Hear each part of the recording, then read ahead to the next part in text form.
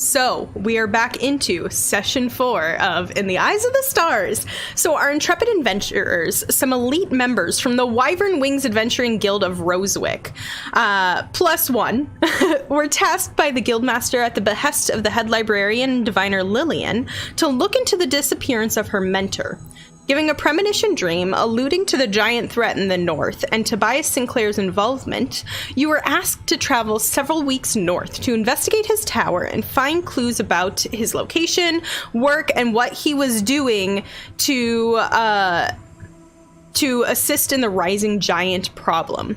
Getting to know each other as a group, they fought off some hill giants, followed a vision to his tower.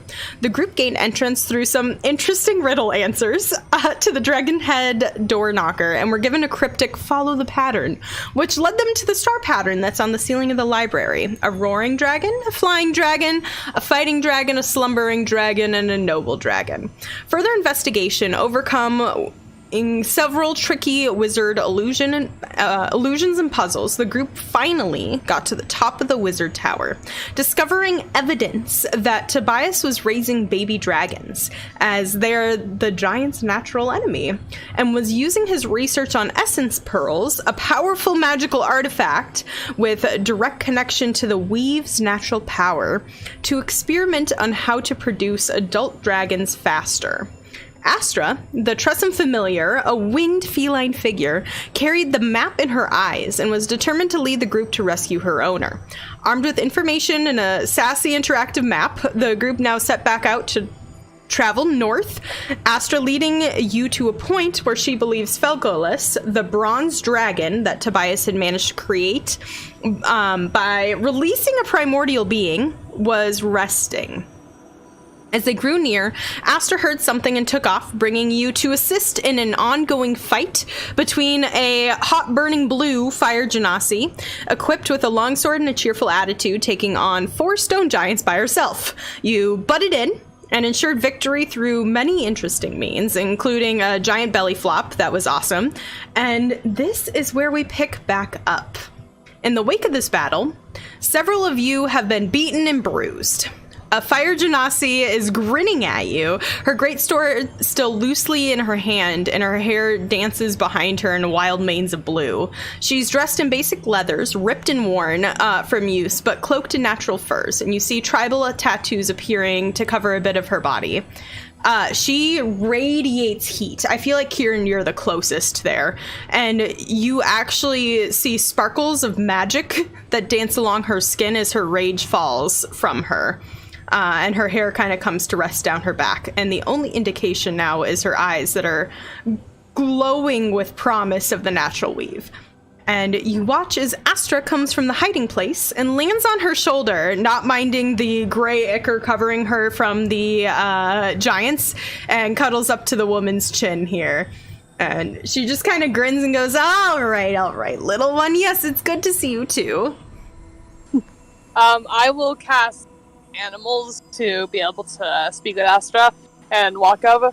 Well, hello there. It seems like Astra here knows you. Yeah, I traveled with her a bit ago. Just like a couple weeks ago, actually, and the wizard folk. So. I surmise that you were traveling with Felgolos and Tobias then? I don't know of Felgolos, but I was traveling with Tobias and Astra. We kind of went north. They chartered my group at the to take them from the village of the Hearths to Ensrune. Oh, well, it seems that we are also following that path, so if Tobias trusted you, but where are my manners? This is our group. We are searching after Tobias, considering that he has apparently disappeared. I am Miriam. The small one who looks very severe there is Lydia. That over there is Sheila, and the very bloody one right over there is Kieran. I'm currently like slowly bandaging my very ouchy ribs, and I'm digging through looking for a healing pot. Hi. What's yeah, up? You got a little beat up there, and she casually punches you in the shoulder, and it's just like a little too hard. Just like a little too hard. I mean, looks like you took a few good looks yourself. It wasn't too bad. And actually, as you look at her, she doesn't look super beat up at all. Damn, I'm just not that cool, alright? I mean, she was very evidently raging, so... Alright, Yeah. speaking of which, I'm gonna look at everyone and be like, do we wanna, like, sit down for a little bit and let me lick my wounds, or do we wanna keep going? You can't lick and walk? Come on now. No! Also, I'll make you food, Sheila. Okay, I I'm mean, in. if we want to keep traveling, you can stay in my lamp if you'd like here and then rest there. But True. If you're looking for a safe place to rest, I kind of set up a little bit of a camp over here before these fuckers came by. That would be delightful. Yeah. I'm sorry, I did not quite catch your name. Oh, yeah, you were doing all the introduction things and I got distracted. But I'm Oriana Hest. So, and actually, Sheila, if you want to make a sort of history check with advantage from your background. 24. Okay. So you recognize her. You've probably seen her in passing at various like clan get-togethers, but the Hest are the leaders of the Hearth clan. So you would know that they're like the main people who are in charge of the village of Hearths, and which has always been open to other clans to come by as long as they're willing to follow their rules. So occasionally for like gigantic meetings and so on and so forth or competitions, they usually end up in the village of the Hearths for that reason. And so I would say that you probably maybe have seen her around at some of these things or have like heard her name. So you know who she is with a 24. How do you spell her name? Because I feel like I did not spell it properly. That is okay. Drop that there for you. Thank you. I was close. You guys aren't from around here, are you? And then she like squints a little bit more. Then she goes, except maybe you. You look like you could be from around here. And she's pointing at you, Sheila. Don't worry about No, me. we are from way down south, where it's not as cold. We would gladly accept your invitation to your encampment. Yeah.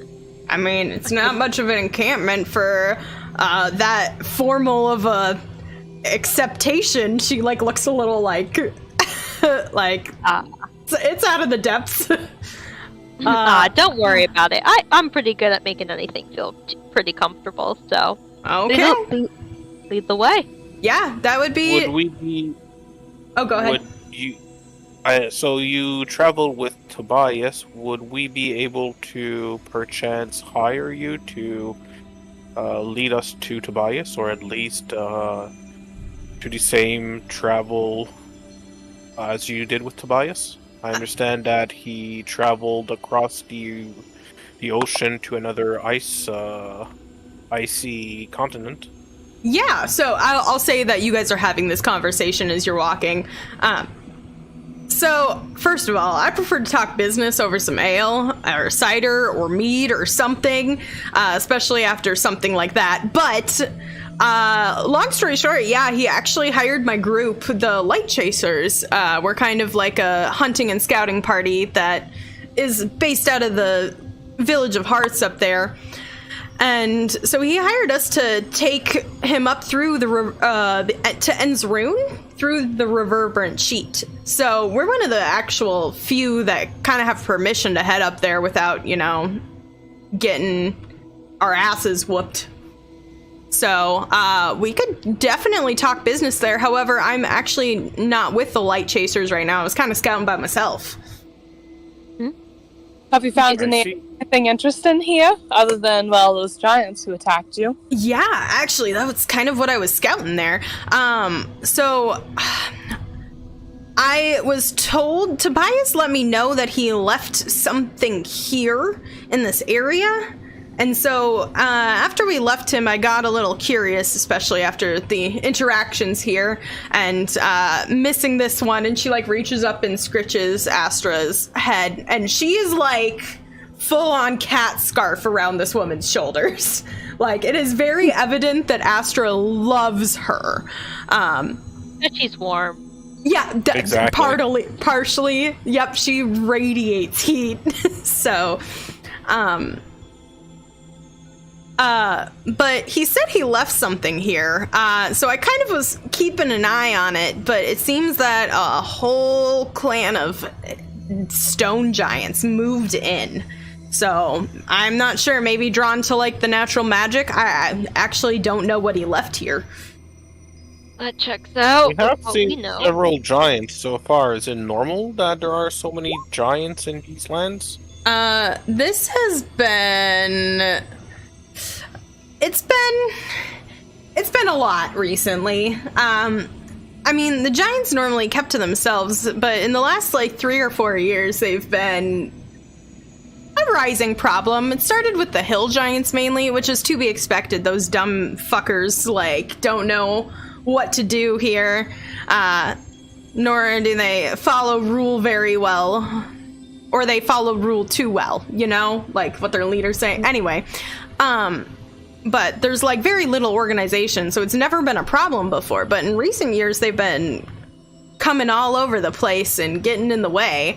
And then recently, the stone giants have been more of a problem, which, I mean, to be fair, these mountains have usually been their domain, and I guess we've been just creeping a little too close. But usually we don't send clan hunts down this far south into the mountains. We kind of tend to keep towards our village up north. So, and then even more recently, the frost giants up in the Reverberant Sheet have been a big problem. And like, the Reverberant Sheet has always been a place of... like, that's their domain. We don't fuck with it, except for when we absolutely have to. And so, but still, usually, even when we go up and down that kind of little pathway, river, it's not a river, but like the ocean river, you know, I don't know the technical term, man. You can ask. Yeah, the pathway, it's fine. But, like, it's never been a problem, but recently they've been causing problems. So, I don't know if we just got too close, or there's been an influx of giants, or they've decided that they've wanted to... I don't know. I don't know what's going on. I don't pretend to understand their culture, but I just know that I need to keep me and mine safe. I'm gonna kind An of... admirable sentiment. Yeah, I'm assuming, like, Sheila and I are kind of in the back, and I'm gonna lean over and be like, are all of them this chatty? I mean, I blow by and ignore most people, so I don't know. It's a good time. This woman clearly needed to get some stuff off her chest. She also has been alone, evidently, for several days. So she might be going crazy a little bit. She's like, I can talk with people. Yeah. They'll respond. Yeah. Oh, yay! Extroverted problems, man. I can't relate. Okay. So, Ori, do you have any? Oh, I'm sorry, Oriana. Do you have any relation to Ori of the Light Chasers? Wait, what? Are you related to Ori of the Light Chasers? Oh, yeah, that's me. Oh, so that's a nickname? Yeah. Wait, why? I see. Where did you hear that? Am I legendary down there? No, it seems like Tobias was being a creep and writing about you. Oh. Well, I mean, I should hope he was writing about me. That man writes down everything. Yeah, we've been to his library. He has a library full of several hundred books, if not thousands. Checks out. So, Pretty cool. it's not my personal thing, but, like, I respect it. You can All right. learn a lot from books, although my culture is a lot more passing down through oral traditions, but... Have Well, we Well, made you it? mentioned that Tobias left something behind, and you seem to know what he left. Can you share with us what he left behind? Oh, I don't actually know what he left. I just know that it was pretty powerful. He was a little close-lipped about it, but he just asked me as like a personal favor to kind of keep an eye on the area. Oh, I believe that he left a dragon. Oh, what? Yeah. Wouldn't it be Felgolos? Yes. Yes. Apparently, he left Felgolos here, who is a dragon of sorts. Apparently, he's friendly. Astra knows him, and I will nod to Astra.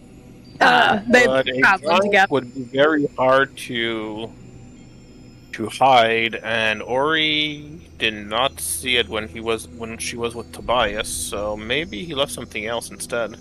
Well, It could, but he also tends, if you remember, doesn't he tend to go dormant if he's used a lot of power?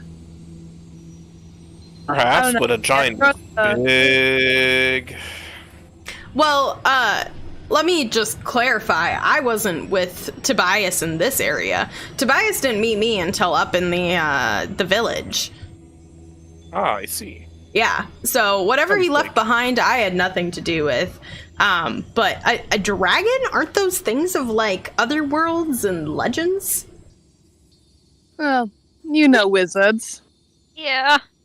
Yeah, it appears Tobias cooked himself a dragon. Huh. That's flippin' cool. I would love to see how that's built. Maybe that's something that I can ooh. Cause like winged creatures are pretty cool. I'm not quite as cool I can't quite do a winged creature yet, but dragons are supposed to be like pretty fearsome with like teeth, right? Mm-hmm. And she's like hanging at you. Miriam will just take out one of her journals and just do like a quick doodle of like a dragon from her old world. I wasn't here for a long time. We had some back where I used to live. They were definitely fierce, but I dealt more with the greens than any other type. Oh, that. Yes, we all know that you prefer the greens. You know, Lydia. I would not put a lot of stock as to Miriam and her fantasies. Most of them are self-induced hallucinations. As you're saying this, Lydia, it seems that like Oriana is already all over the book and the dragon, and you see her like looking at it and then like looking at Astra, and she's carrying like a one-sided conversation. She is not paying attention to you because she's fascinated by this creature. I will start telling her about the time that I had to smuggle a huge shipment right through a green dragon's forest, and how I nearly got poisoned badly enough to lose a limb. Okay. She listens with rapture. She does interrupt a bit, but it's like the clarifying questions interrupting, and she like very specifically is excited about the battle bits and the like how intense your wound was and things like that. Yes, luckily we had a few in our group who were more skilled in the healing arts, but it was quite scary, but hey. You live and you live. Yeah. All right. So after a couple minutes of travel, and while you're telling this awesome story, you do manage to get to her encampment, and it seems that she kind of found a little bit of a carved in, for lack of better terms, like almost cave, like an overhang area, kind of tucked away on the north side of a cliff. And you see evidence of like a lean-to built and a campfire, but there's like where a campfire was, but like there's no stuff here. And as you guys like kind of walk in, she starts to like set down her pack and like pull out things to make a camp. Help out Okay, cool. the best I can. I mean, like, I'm still kind of like doing that, like, ow, bruise. I was Kira- kind of hoping that wherever you would lead us to would actually be a door. Oh. Oh, this is gonna be fun for you, isn't it, little miss? She's of the librarian persuasion. Oh, so you're like a book person like Tobias. Got it. You know, there was some nights when we were traveling the Reverberant Sheet when Tobias would actually make like a doorway in the middle of nowhere, and we would walk through and it was this huge ass, like, super cushy mansion. I wish. It'd be cool. Well, I know, Yeah. right? Unfortunately, I do not know the spell. Well, I haven't used my vessel yet today, so if you want, a couple of you could sleep in there for the night. It's warm. Lots Maybe. of pillows.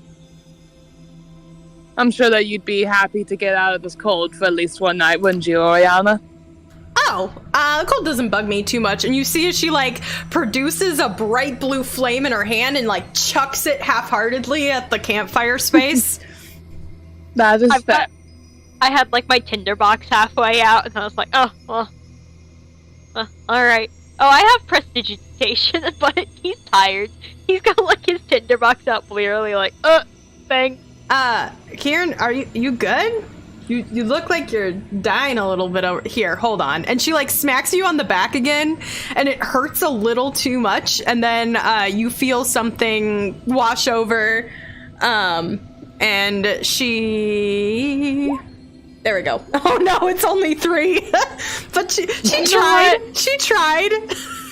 It's very sweet. I'll kind of like nod and be like, yeah, I got hit in the head, but I'm doing alright. And he kind of autopilot starts cooking up starts pulling out his, chef tools and starts making a very simple, stew. He's got some of those, like bits of, like, biscuit that you can kind of pre-make and heating them, like, in the coals.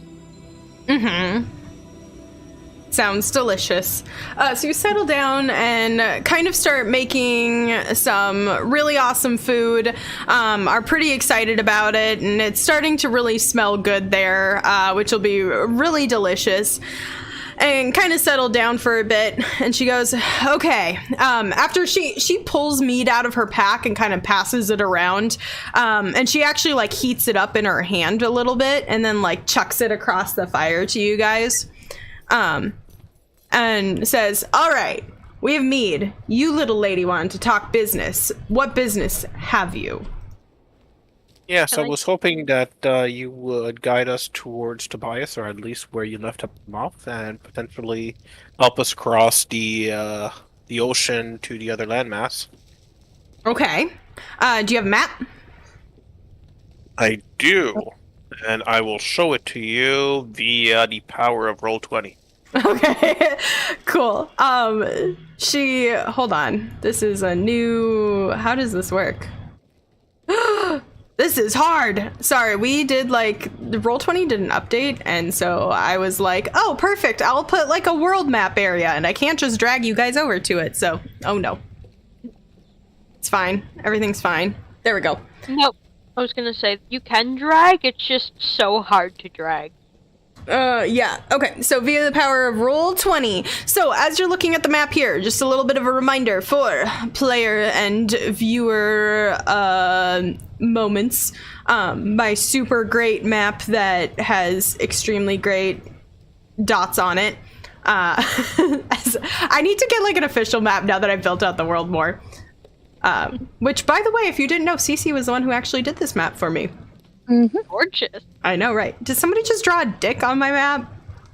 Always. It was meant to be a tower, but sure. I guess if you see a dick and not a tower, that says a lot about you, but... I love our I mean, accent. I plead the fifth. Okay, so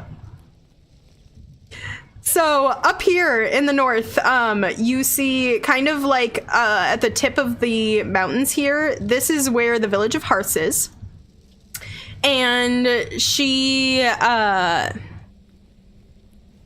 talks about, she like points at it and she goes, yep, that's where my clan is, and honestly where a lot of the clans are right now because of all of the giant activity and, you know, how it's getting a little bit... It's fucking winter, so everybody usually piles in there anyway. But oh gosh, what did I name it? I forgot. Ensrune. But Ensrune is right here.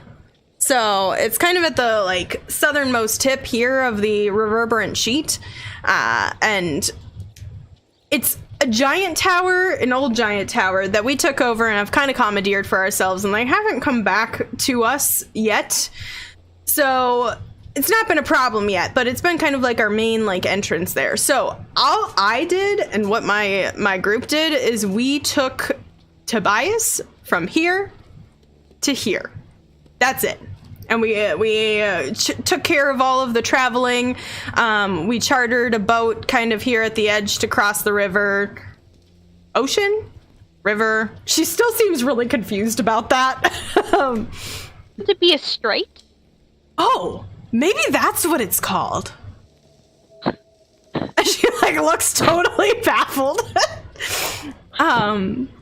Yeah. Yeah, okay, the strait. I'm calling it that now, and if you're wrong, then I'm gonna blame you. But that's okay. I sound dumb anyway all the time. So we took him from here to here, and then we got a boat, and then we go up here, and we dropped him off there, and he kind of took off on his own. I mean, part of what we did also was, like, equipping him with all of the supplies he needed, you know, like the proper coats, although he's a wizard and did wizardy shit. So, yeah, that's what I got. That's what I know. As wizards do. Yeah. So I'm willing to do that for you guys if you want or need it. What, you're chasing him? I mean, obviously you got this one with you. What happened to him? Disappeared. It's unclear, but we were contracted to find him, alive or dead, and if alive, assist him.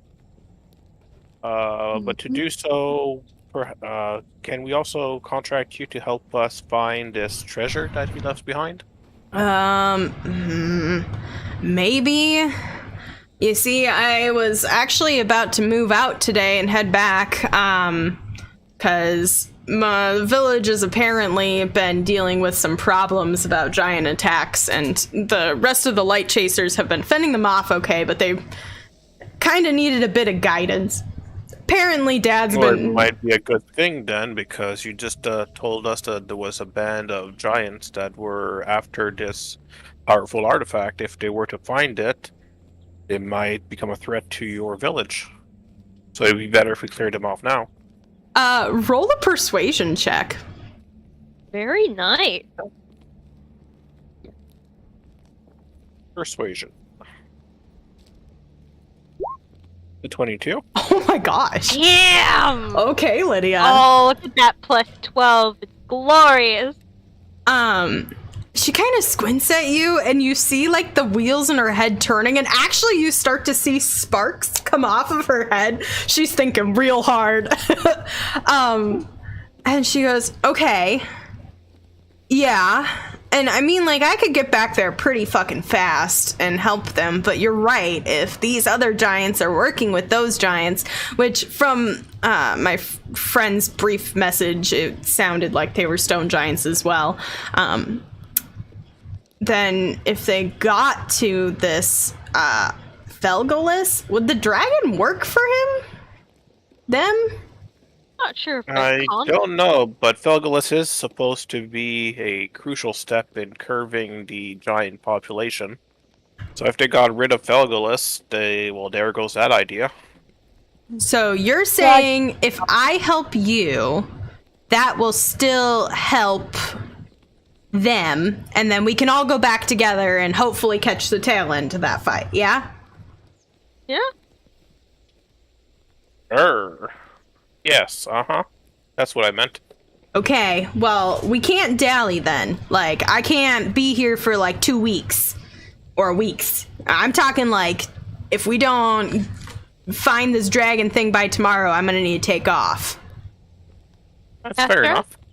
I'm kind of like doling out Stu at this point, and I'll look at Astra, and I'll go, I know you, I can't understand you, but do you think Felgolos is close?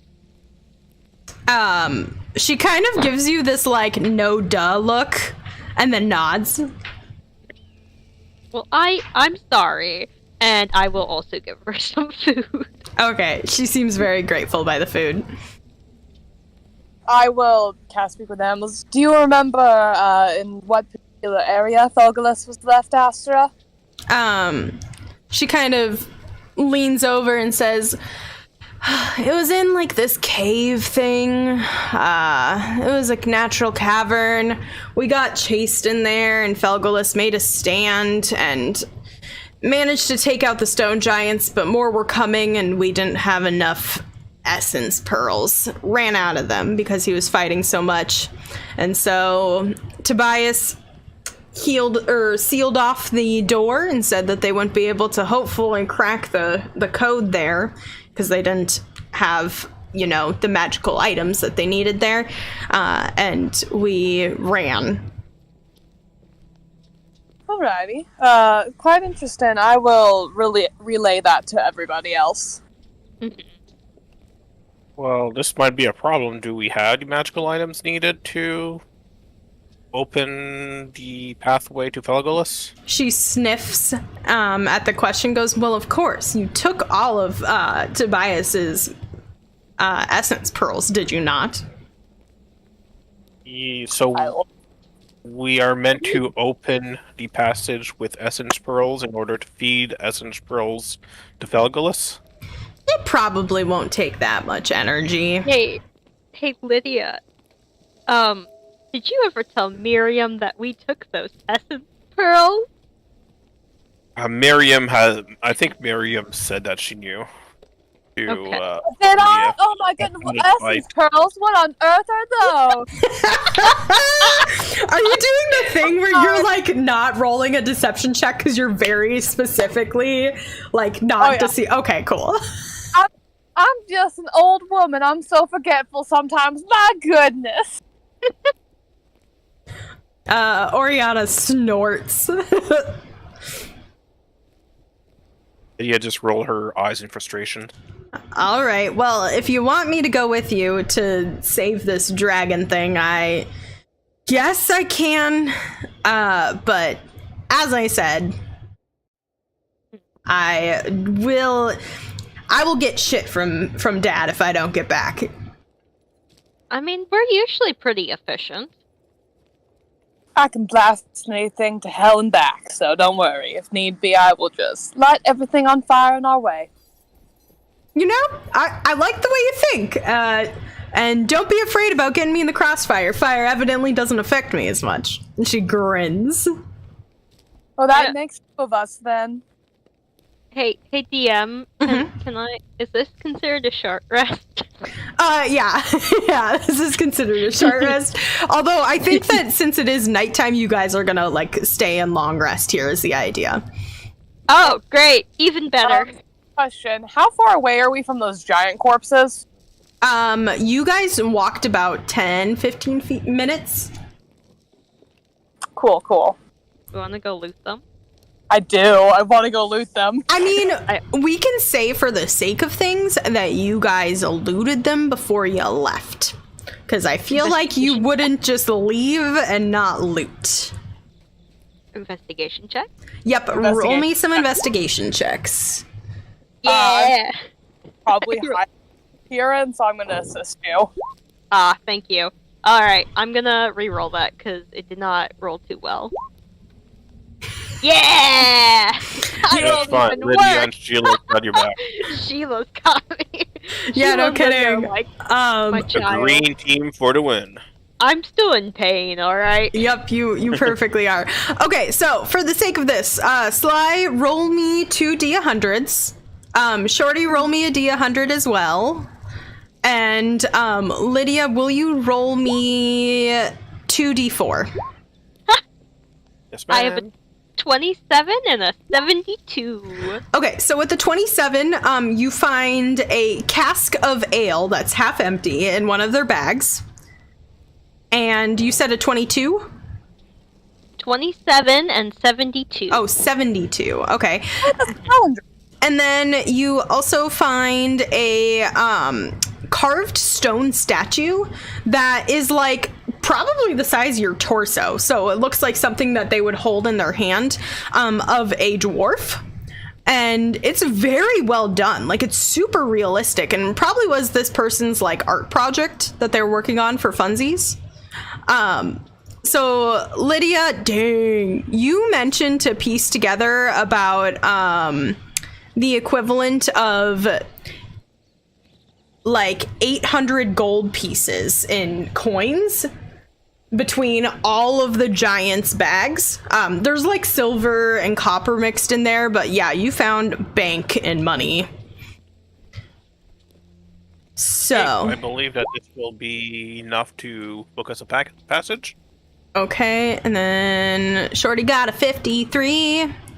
Let me see what that is. One moment. Love random item table. I know. I've been all about them. So okay, that's not the table I wanted. Sorry, I'm struggling to find the table that I want. Okay, so you find, Sheila, as you're kind of digging through one of the bags, you find specifically a potion that's pretty interesting. It's blue, and it bubbles and steams as if it's boiling, and you're not quite sure what it is. So, let me drop all of this stuff in here. And then I said a cask of ale, and then a dwarf statue. Okay, there we go. So that's all the loots that you got off of that encounter there before you headed out to... And now you're back into your camp.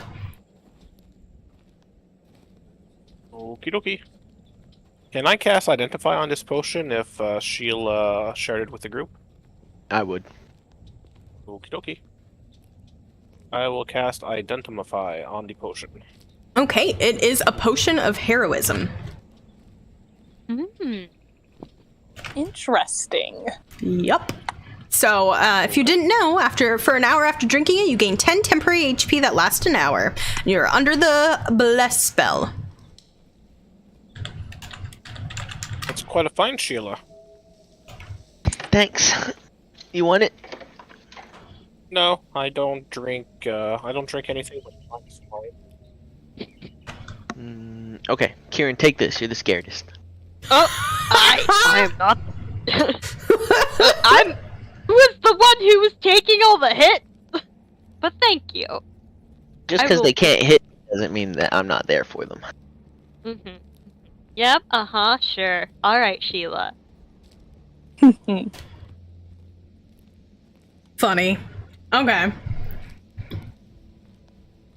Well, so loot divvied up. Is there anything else that you guys wish to do this evening before you settle in for a rest? I'm good. Yeah, I'm just trading stories with our new friend. Okay. She tells you several about hunting through the plains here, and about her first hunt, and she seems just very casual as a person, and she's very at home in the outdoors. Play a little bit of campfire music. Cool. Fantastic. I will keep the offer open if anybody wants to get some sleep in a comfortable room, that they can take my bottled respite. You know, Lydia will reluctantly accept. as Much as she despises Miriam, she despises sleep camping even more. I think, frankly, Kieran might actually say yes, because he's a little sore, man. He got old bones. Old bones, you're telling me. For a human, yeah. Oh, you're a spring chicken still. Don't sell yourself short. I'm past my prime. My knees creak now. Only if you believe they do. That's why we hang out. You have such a positive attitude. Exactly. Listen, I'm 668, but look at me. I can still do a backflip. See Miriam, get ready to do a backflip, and then she jerks a little, and it's see, look, did it so fast you couldn't even see. Oriana like squints at you, like she's trying to decide if she's believing you or not, and then she's like, "Oh, you were okay. That's funny. That's really funny. I can do a backflip." And then she stands up and she does a backflip. That's a little too bad for that nowadays. I'm not going to currently attempt one, but I have at least done a singular backflip in my life. Okay. I respect it. Sheila, Lydia, can you guys do backflips? I feel like Sheila could do a mean backflip. Oh, I would love to do a backflip, Sheila. I feel like you would shake the earth. Sheila will slowly put a piece of food in her mouth with a clearly put out face and walk away. Aww. Come on, you'd look cool. I look cool All the anyways. cool kids doing it. No, You they're look not. even I just more watched cool. none of the cool kids do it. Hey, I'm cool. I'll continue walking away. Actually, I feel like that's an insult to me. I'm more hot. And she like awkward finger guns. I love her. She's great. Speaking of, I've never seen a fire genasi that was burning blue. Is that normal with your people? Maybe? I never actually thought about it. My dad just says that I am a little too warm for most there. There's actually not a lot of fire genasi up in this area at all. Usually they're apparently down south. So not quite sure how I got up here. Oh, I had to that your entire village were genasis or fire genasis. Oh gosh, I mean there are some genasis. There's a lot more earth, air. What's the other one? Water? Yeah, there's a couple water. Although they're a little more like, it's cold. It's fucking cold. So, but there's a lot of like orcs and half orcs. There's a cute little goblin clan that comes through. They get the best shit and they sell the best shit. So definitely see if you can swing by them if you come. You're coming to the Village of the Hearts. Yeah, you are. So see if you can swing by them. They sell the best stuff. But it's kind of a conglomeration. There's lots of different races up there. We have a couple dwarves, several mixed races, a whole bunch of humans. So really just depends. I thought it was a small village. How big is this village? Well, okay.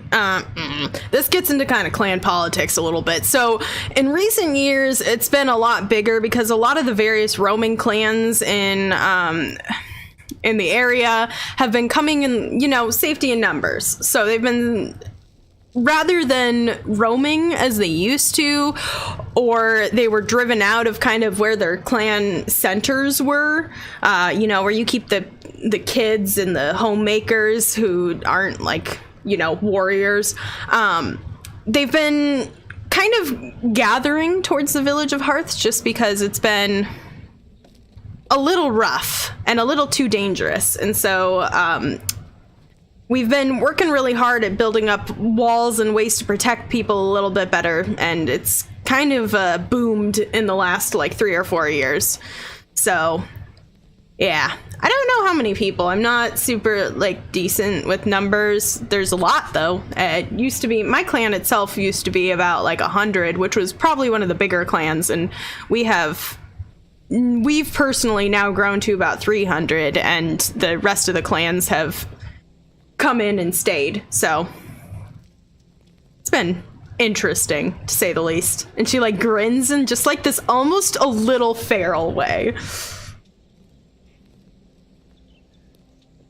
I'll be very delighted to meet.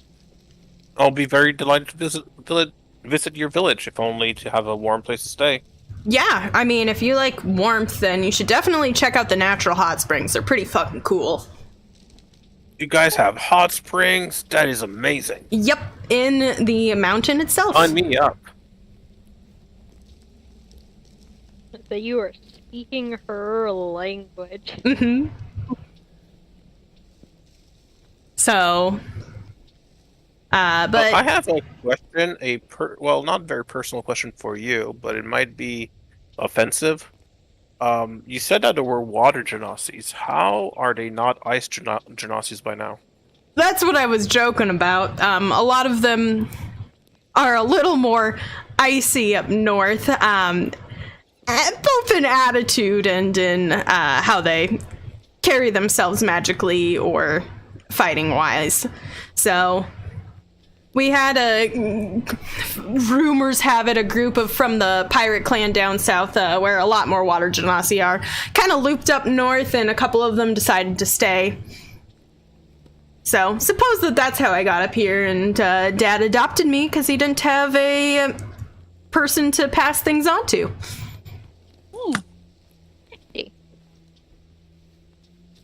You certainly proved your mettle in combat. Oh, you ain't seen nothing yet. But thanks. Yeah, you could cast Cure Wounds. What else you got besides fighting prowess? I mean, this is pretty interesting. This is actually how I've been spying on the giants.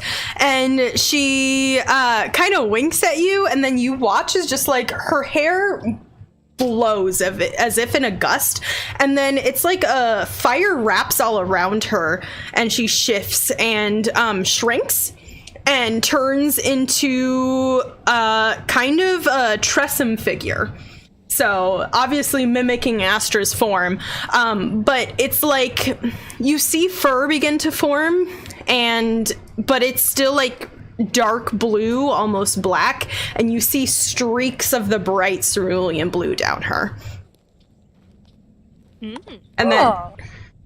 And then she like looks like she tries to fly, and then she's like, "Oh shit!" And you like see the like she forgot that she can't fly. Have you trained to become a druid? Is this what's happening? And she like on wild shapes. She goes, "Yeah, I've been trying to pick up on it. A lot of the natural magic kind of in the area. I have a little bit of a natural connection to the weave. And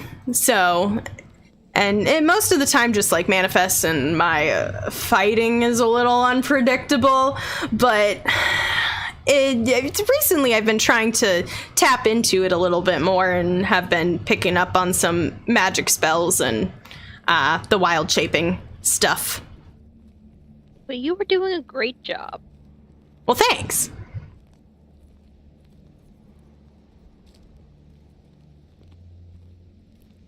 Alright, well, I believe it is time for us to go to bed. Good night's rest. We have a lot of work tomorrow. Yeah. Are you guys wanting to take watches, or are you safe in that bottle thing? Absolutely. We can hear from inside it, but I'm definitely willing to take a watch if you would like. Oh, even two. Oh yeah, because you're an elf, huh? Mm-hmm. Well, Less first, then I don't get the wonderful excuse of having to have 8 hours whenever it's early in the morning. mm-hmm. Okay, well, I'll definitely keep an eye out for a bit. So I normally do. I'm gonna go sleep. Wake me up if you want me to do a shift, and he's gonna go pass out. Okay. Alrighty. If you're knocking on the bottle, then just will yourselves out, alright? He's like face first in like a clump of pillows and just like throws a thumbs up. Oriana will take first watch if you guys want. Alrighty. Okay. Miriam will take second. Okay.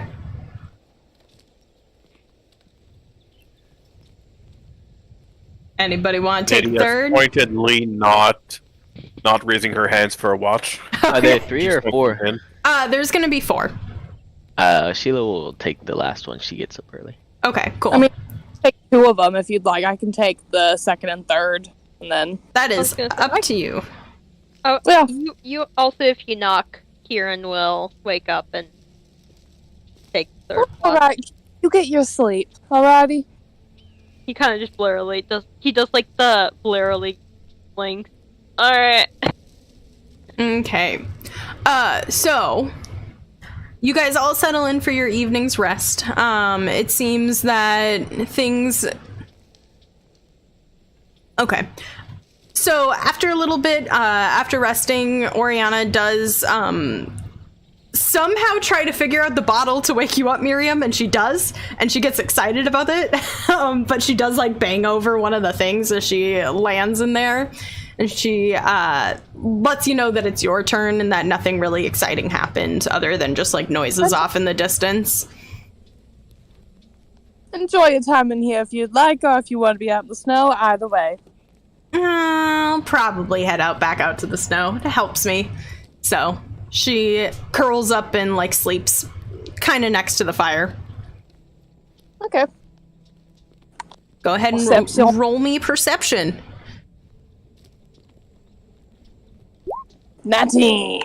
Okay. So with a 19, it's a pretty calm... We'll say this covers both of your watches. So for the next 4 hours, you're kind of keeping your eyes peeled. And Oriana did mention the noises off kind of off in the distance. And you do hear a little bit of that. It sounds with a 19 like rocks breaking. And you're not quite sure what it is, but it seems far enough away that it wasn't going to bug you guys. You do also witness, like, natural animals coming through here, but nothing that bugs you with the fire in place. Fantastic. Okay, Sheila?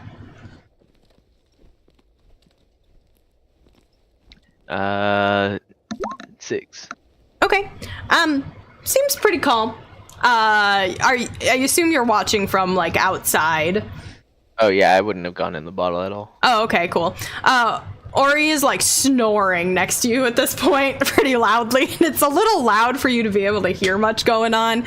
But nothing seems to come bug you, and you watch a beautiful sunrise over the mountains. So, but you all do gain a long rest and come to wake up. Also, Oh, Kieran looks so much better. Nice.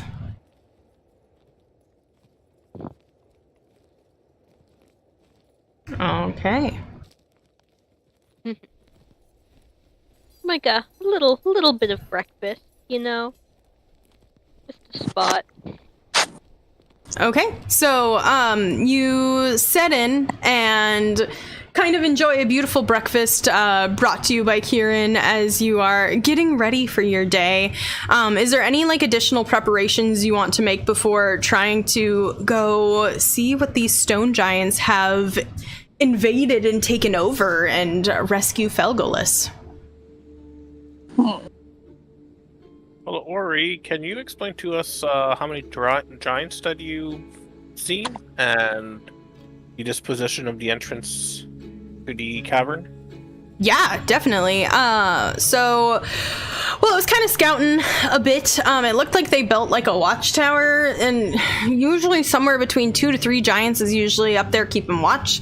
There's 2 entrances on the side. There's like this natural valley. She kind of like draws it in the sand. There's like this natural valley that bisects this stone cliff face in half, which a river comes out of. Like a little creek it starts as, kind of pours out. And they have an entrance on either side that they formed. And kind of widened out the natural cavern that's in there. So mainly 2 in the tower that are watching, sometimes 3, depending on what time of day it is. Although I didn't really notice a pattern, to be completely honest with you. And I saw as many as 10 going in and out. So, but there seemed to be one that passed through. There's several that were kind of like the shaman type that you saw and fought yesterday, and several regular ones. But there seemed to be one that passed through that was a lot more intense and carried like the staff that had like a whole bunch of jewelry things on it. And as she's like motioning, like sparks start flying off of her hands. And it seemed like that was, I don't know, the chief or something like that. Miriam's eyes sparkle a little bit when she mentions a big jewelry staff. Yeah. So, Interested. yeah. So, Would it be feasible to lure the guarding giants away, knock them out, and then lure the other ones one by one out of the cavern? that's one way to do it. It's a boring Oh, way yeah. to do it, but it's one way to do it. I'll gather them all up, and Miriam will minor illusion in her hands a mini fireball. Ori mimics it, but with like an actual fire. Oh, I love this. Well, I'm not a planner, so just tell me what you guys want me to do, and I'll make sure to do it.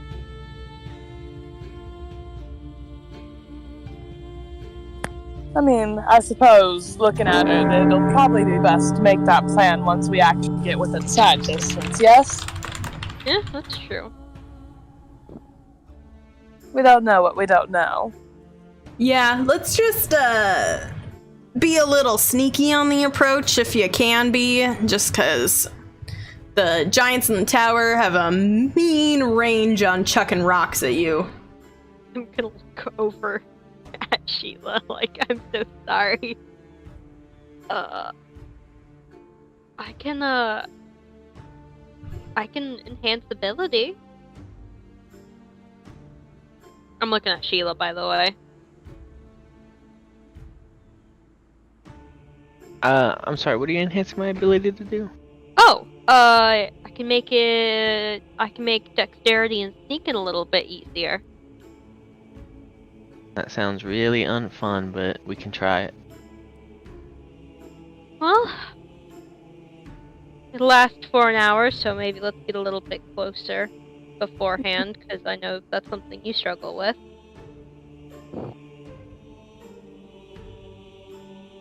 Once we get a little bit closer to, I can fly and not make any noise walking. Okay. So, you guys walk, and Ori leads you. It's about an hour or so away from where you guys were camping. And as you approach, there's no path. So it's a little bit of a climb, and you follow this unnamed river that she kind of makes a point to find first, and then leads you, and she like bounces when she walks. She's very excited to be like in this space and to be around people, and she like seems fascinated with the snow and the little things around her. But you're following this unnamed river as it flows down past you, and the crisp, cool air fills your lungs. It's growing burning cold as you ascend in altitude slowly, but the clear sky is giving you a little bit of a reprieve today. So you go for about an hour, which turns to 2 hours, and then at the end of the third hour, you are coming up to the area that Ori had indicated, trapezing through evergreen forests and navigating cliffs and steep inclines. So you see that the small river that bisects this giant cliff face and forms a natural valley. You see several steep inclines that climb up to meet it, and evidence of stone giants is everywhere. It seems that this area has been completely taken over, and the largest evidence is the guard tower on the left side. How close do you want to get, and how are you approaching? Are we at all trying to be stealthy? I don't know. yeah. Oh, are you? I'm asking the group. Lydia? Sounds like a plan. Sheila? Alright. Sheila? I will only try if everybody else is trying.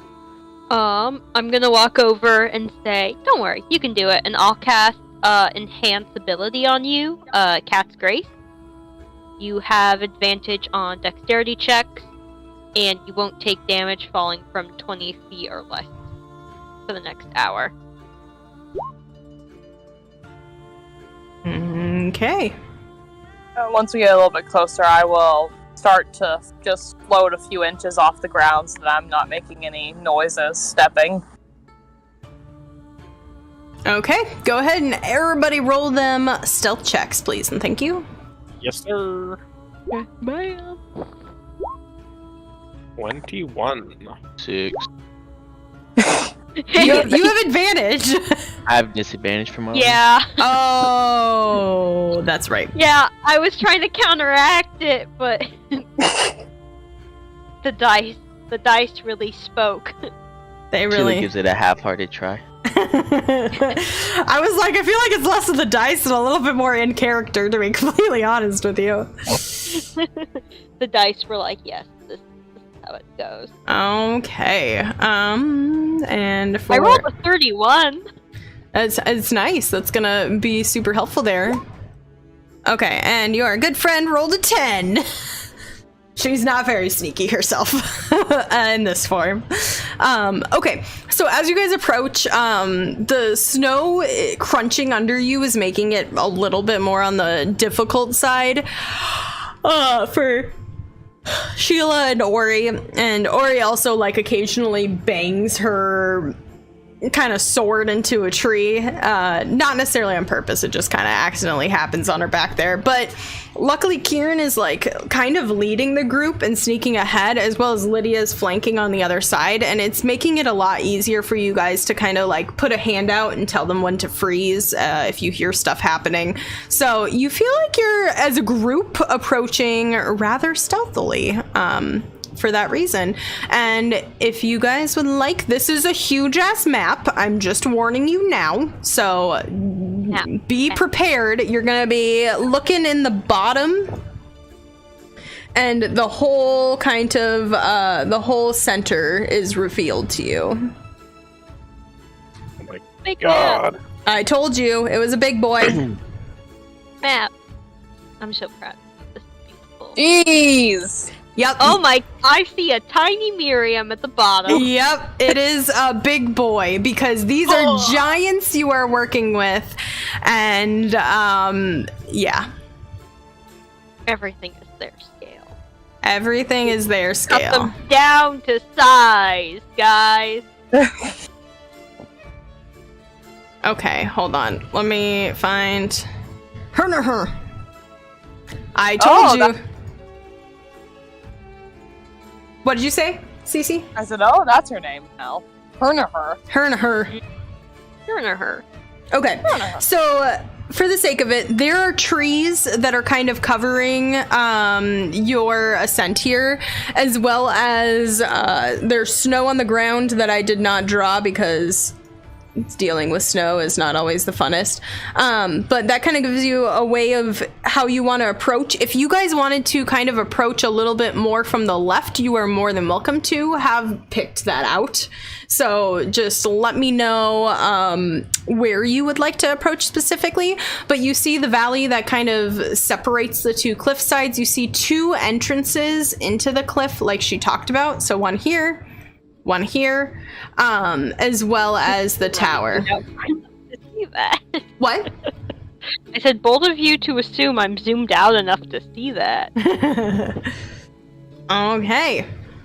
We're just tiny specks in this grand world. Mm-hmm. So, how would you like to approach, knowing what's happening here?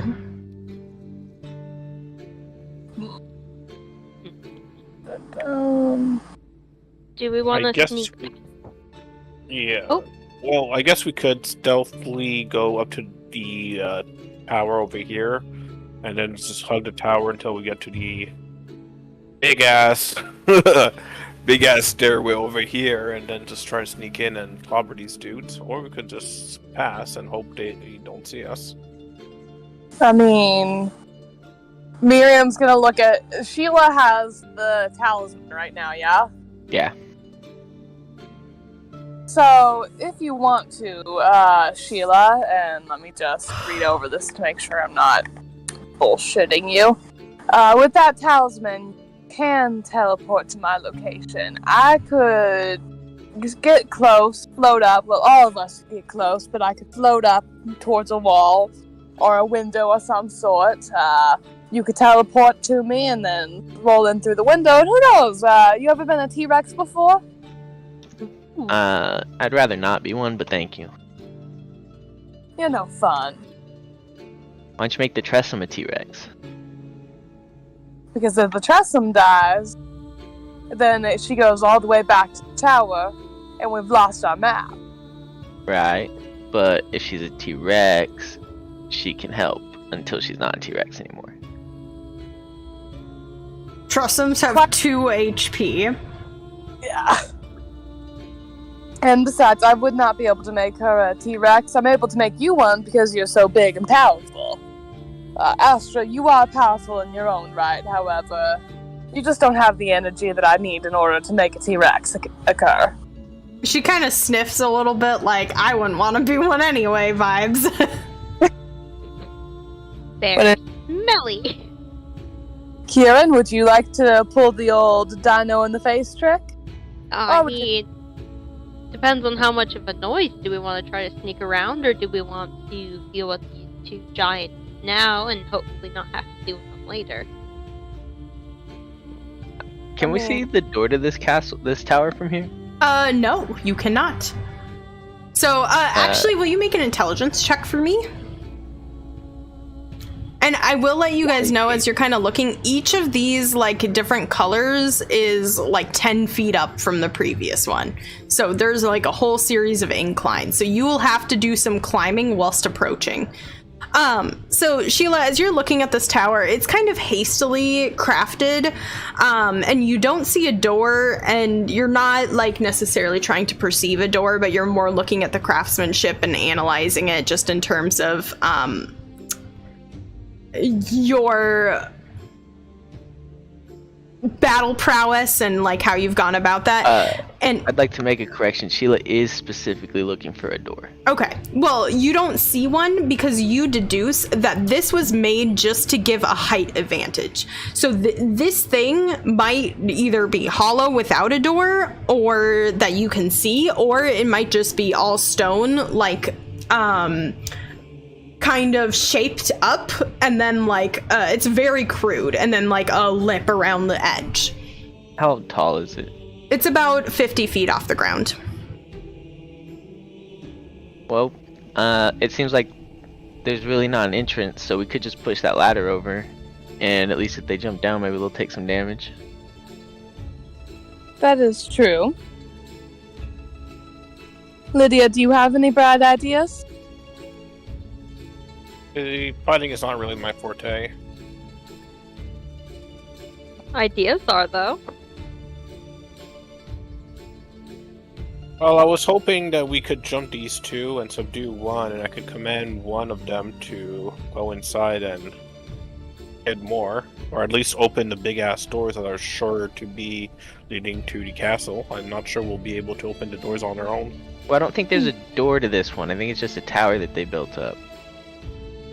I could also attempt to help with that, Lydia. I also have access to dominate monsters, so if we wanted, we could get them to go in and tell them that to rally the forces, that something was outside, and then, you know, kaboom! Well, should maybe do it somewhat stealthily, you know. We don't want to alert other stone giants to our location.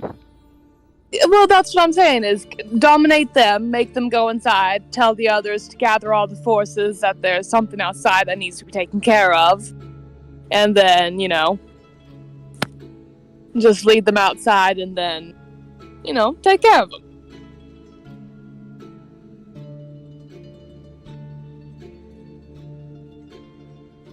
Or at least a good amount of them. I mean, I don't know if we'll be able to get everybody, but, you know, maybe the guards or the like.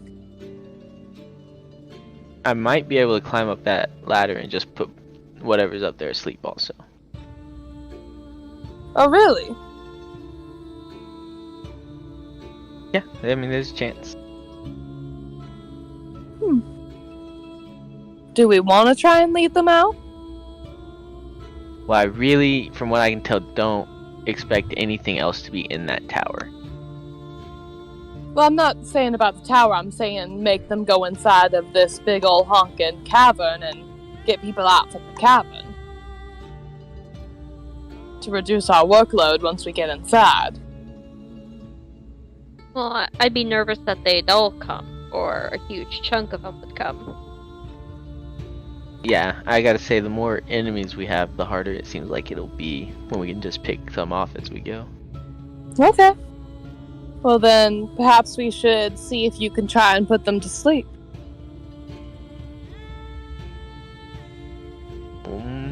Okay. I'll walk towards the ladder. Okay. So since you are stepping away from the group, you will need to make a separate stealth check. Come on, we believe in you. 6. Believe. Okay. Only 5! So will you also make me an athletics check because you're trying to climb like 10 feet cliffs? 18.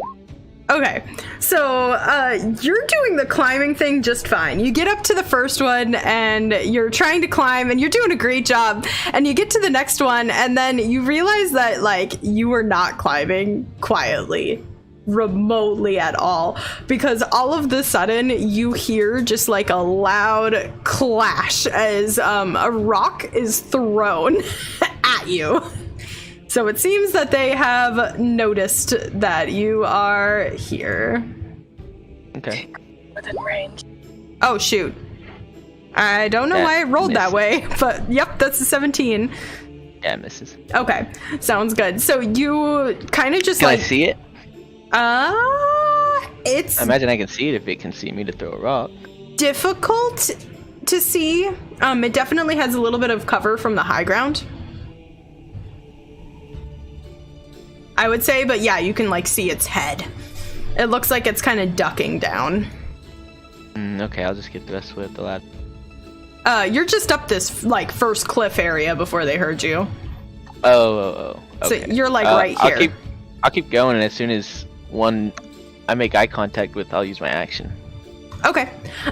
So I'll say that like after a moment you're continuing to climb and you see you're kind of keeping an eye out and it pops its head out and just looks like it's about to heft another rock. Okay, I'll cast Eye Bite, Okay. and it will have to make a Wisdom save, or it will fall asleep. Okay. That's a... Hold on. Oh, no. Yeah, that definitely fails. Yeah. Okay. Yeah. So, this giant, how long is it asleep? For an indeterminate amount of time. Will you display the spell for me, please? Yeah, I don't really know how long it is. Maybe just as long as I'm concentrating. 1 minute. Well, asleep. The target falls unconscious. It wakes up if it takes any damage, Yeah, or I think it's just asleep. yeah. Yeah. So it is only asleep for its concentration up to a minute. So you got a minute. What are you doing? Well, I think it's just asleep with concentration, so I can keep eye biting people. Oh. Ah. Oh yeah, it is a 6th level spell. I would think that's kind of bullshit. Okay. Yeah, it says until it takes damage. Okay. So Or, I'll or if continue. a creature is smart enough to try to shake it awake. Yeah, I'll continue, and if anything else makes eye contact with me, I'll do it again. Okay. Make a perception check for me. 18. Okay. So cool. So there was another one that you guys had observed up in there, and so pretty much what happens is it does get one rock thrown at you before you kind of see it. So we're gonna do that first, and then you can attempt to eye bite it in return. So that's an 18 to hit. No. Oh my gosh, that's right. Your AC is so fucking high. Okay. And then it's a wisdom saving throw. Yeah. Oh, that's a 20. Okay, it makes it. I'll keep going. I don't know where I am at this point on the map. You're like right here. Okay, and when it tries to throw another rock at me, I'll do it again. Okay, so it does throw another rock at you. That's a 14. Oh no. That misses. My rolling is horrible today. Okay. Oh, I can't target again. I'll just yell back, oh, I can't get that one. Also, you got a blessed redemption. Yeah, on I'm gonna now. start loading up and getting ready to fucking kablam. Okay. Come to Alabama. For the sake of this, since we're kind of stepping into the point where hit points and turns matter, we're gonna start some initiatives. Yippee! Yep, Sheila, But you're I'm right there. So far away. I know. You can choose to just pass and let people who have more range stuff do things. That is an option, but it's just for the sake of whoever would like to act has the ability to act. I mean, I got Eldritch Blast. Okay. Exactly. All we need. Yeah, this is a group of a lot of Eldritch Blasts. A lot of rage. Oh yeah. Oh yeah. Oh yeah. Which one's the sleep DM? The one with the pink dot, this one. I bold of you to assume I can see that. True, it is very small. Politely. I understand. Okay. Would you mind adding my initiative to the initiative roll counter, please? Why does it hate you? Because I'm Canadian. Okay. You got a 13? Yes. Thank you. Alrighty. Racist against Canadians. What is your dexterity, Kieran? Mine? Yes. I have a 16 deck. Okay, so you're gonna go first before Ariana. Oh no, not before Miriam. There we go. Okay, so initiative turn should be set to go. So this giant does kind of notice. It is a little bit further close, and it seemed to just throw a rock, and it kind of ducks back under. So for the sake of this, it does have half cover. I'm gonna float up 30 feet. Okay, you're at that point going to be at kind of the base of where Sheila is, so it still would have a, like, half cover from you. Okay, cool. Well, at least it's a little bit easier, so... does half cover give me disadvantage, or does it just give it a bonus to It just AC? gives it a bonus to AC. Cool. Six go-arounds. 2, 3, 4, 5, 6. The joyous giggle brings too much joy. Frickin' warlocks, man. Okay, so, for the sake of this, okay, we have 1, 2, 3, 4 hits, including 1 crit. That's 5d10 plus, so 4 plus 25. Sorry, I'm... Okay, so 5d10, and then 4 times 5. Okay, plus a 20... 30, I think, yeah, because of that crit. So much math. I know. So, 60 force damage, with 5 of that being, fire, Okay. and then pushing it back 40 feet. Cool. So you see as the Eldritch Blasts kind of go barreling into its chest, and it kind of like stumbles it out of its exposure as it slides on his ass all the way back towards the end of the tower, taking quite a bit of damage. He does not get to let out even a cry as you shove him back. Okay. Alrighty. Anything Turn. else? Nope, I'm just hovering.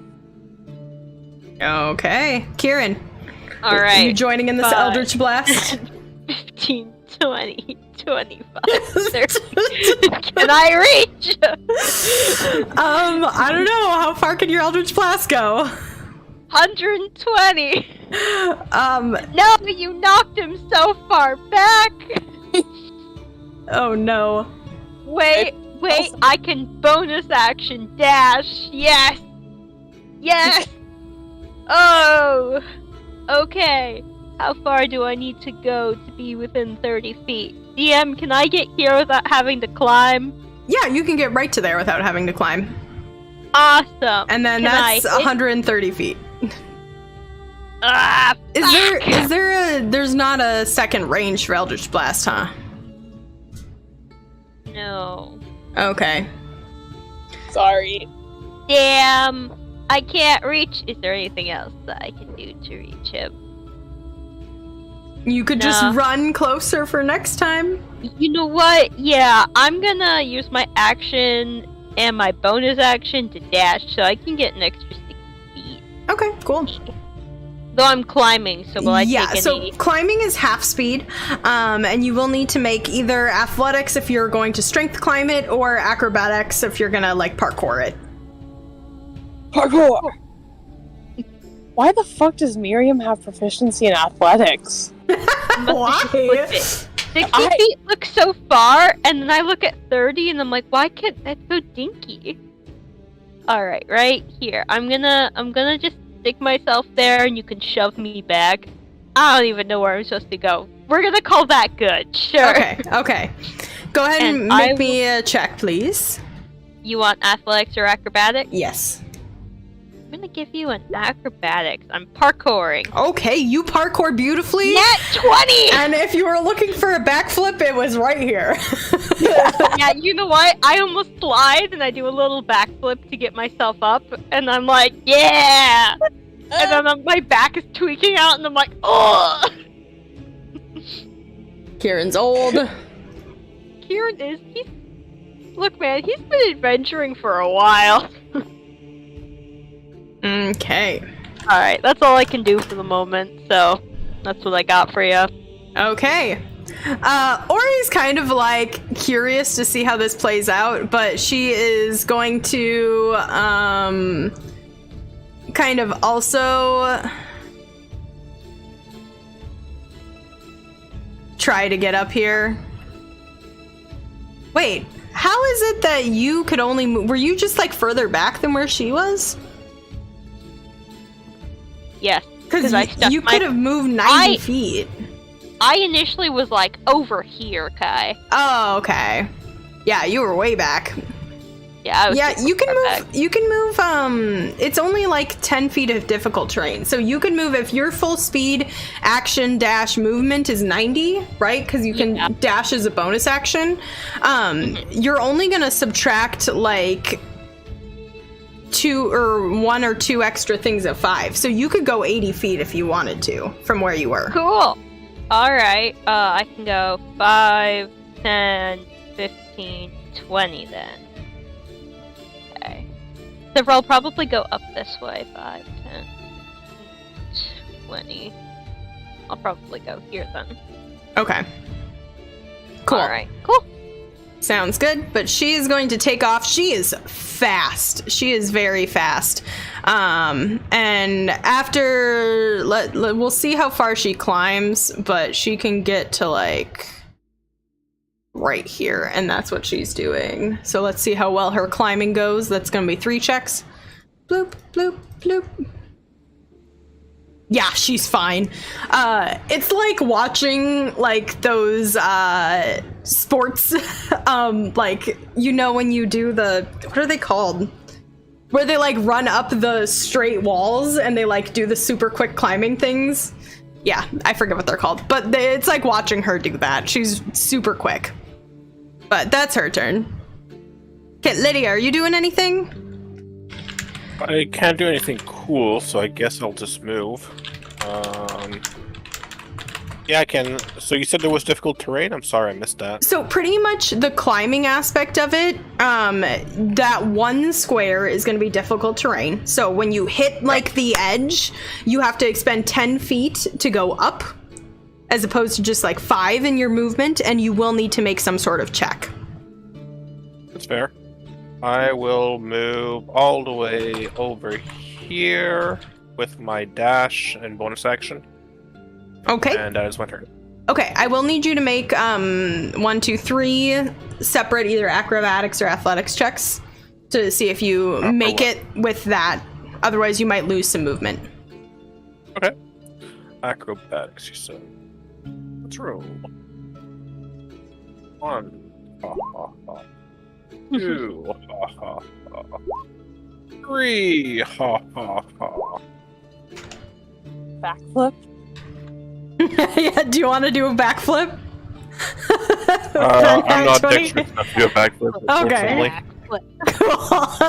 Okay, you don't have a problem. The first one, like, it takes you a moment, and you're kind of losing steam by the third one.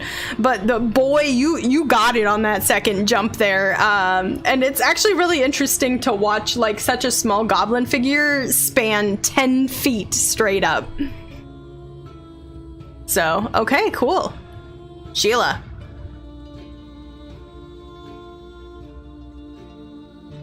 I would vortex warp the Genasi to the top of the tower, and then I'll run towards the ladder. What? Okay. Cool. Where do you specifically want to put her? Just in the middle of the tower, I guess. Oh, I'll just have to put her like on the edge because I have to be able to see it. Oh, okay. So I'll say that you can see like right to here. Nice. Okay. You're moving. Moving. Okay, anything else? Nope. Alrighty, it is Giant turn.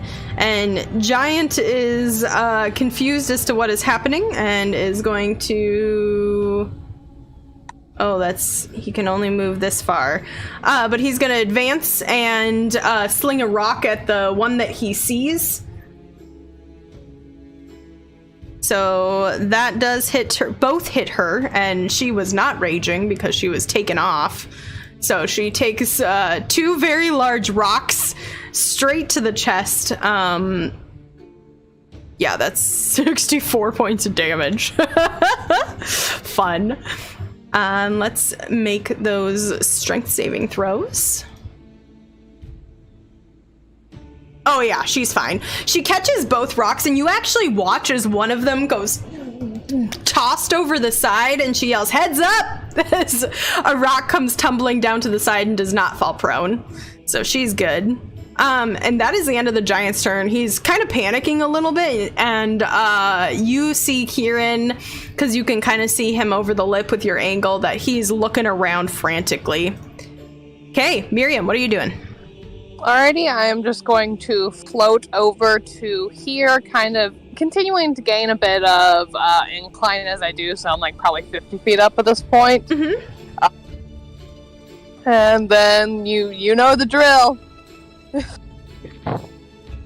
1. 2. 3. 4. 5. 6. Okay, so the 16 doesn't hit, 13 doesn't, but a 21, so that's 1, 2, 3, 4 that do hit. Alrighty. Are you shoving it back again? Yep. Oh, I mean, actually, it's probably a very good thing. So, yeah, each one does 5. Sorry, I'm just making sure that I'm putting in my correct. Yeah, okay, cool. So 25. For 45 damage, 5 of that being fire, and it is shoved back 40 feet. Okay. Cool.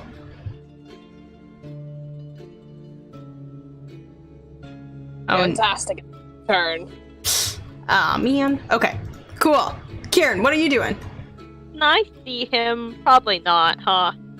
I It's would 50 feet up. say, No. yeah, I would say it's very difficult. You probably have at least 3/4 cover. I mean, he is 15 feet tall, so you probably see like the tip of his head. So I would say he's 3/4 cover, which is +5 to AC. So what I'm hearing is book it toward the ladder, huh? Whatever you think works. Yeah, I'm gonna go towards the ladder. Okay. Alrighty, how many, I need to make 2 athletics or acrobatics checks. Correct? Just one, just for this lep here. 15. Okay. And how far can I get? Because this is my full 90 gets me. Okay, so you only get 85 because you only expend the 5 from that 16. So there you go. I just zoom. I sprint past Sheila like, hi!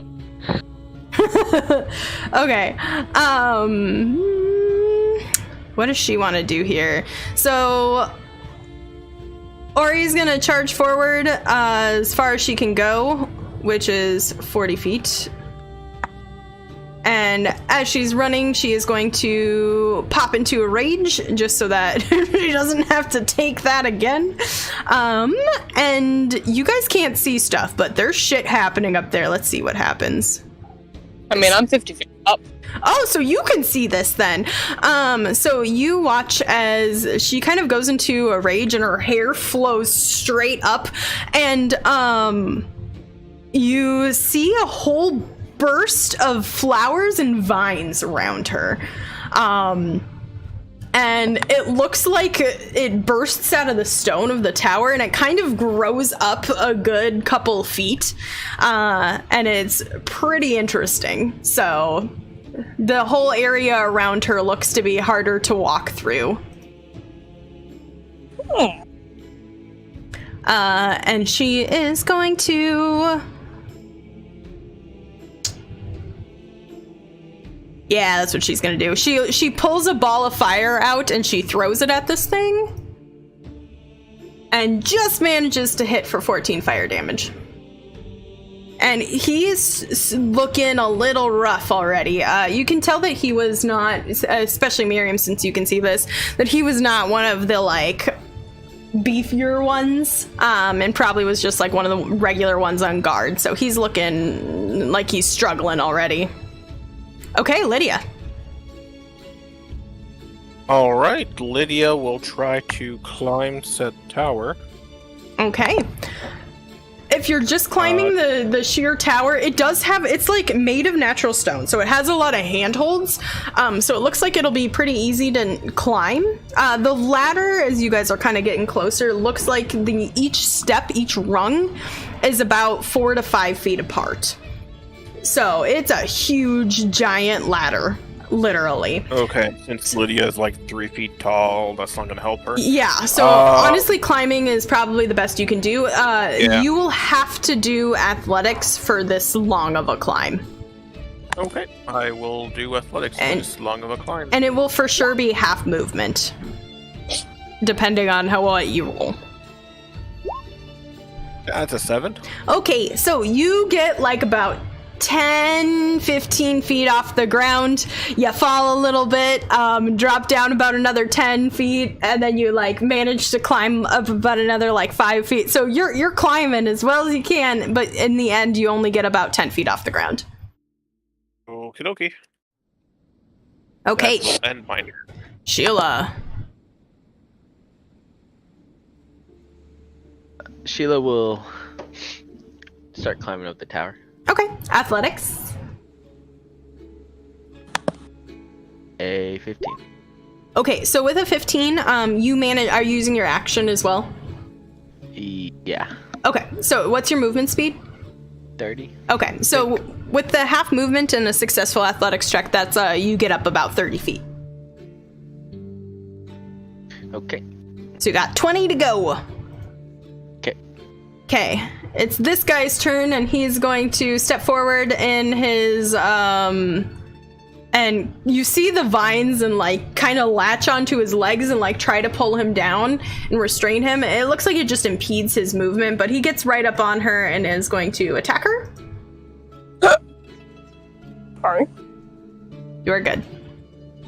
So the first one, a 17 does not hit her, but a 28 does. And she takes 27 bludgeoning damage, halved to... Oh no, what's math? What is math? 13. Thank you. 13, and she's kind of just like laughing up there. She catches the great club and like shoves the first one off, but then takes one to the side. Okay, Miriam. Alrighty, I'm just gonna continue to float, not climbing this stuff, because fuck that. And then, I mean, third time's the charm, baby. 1,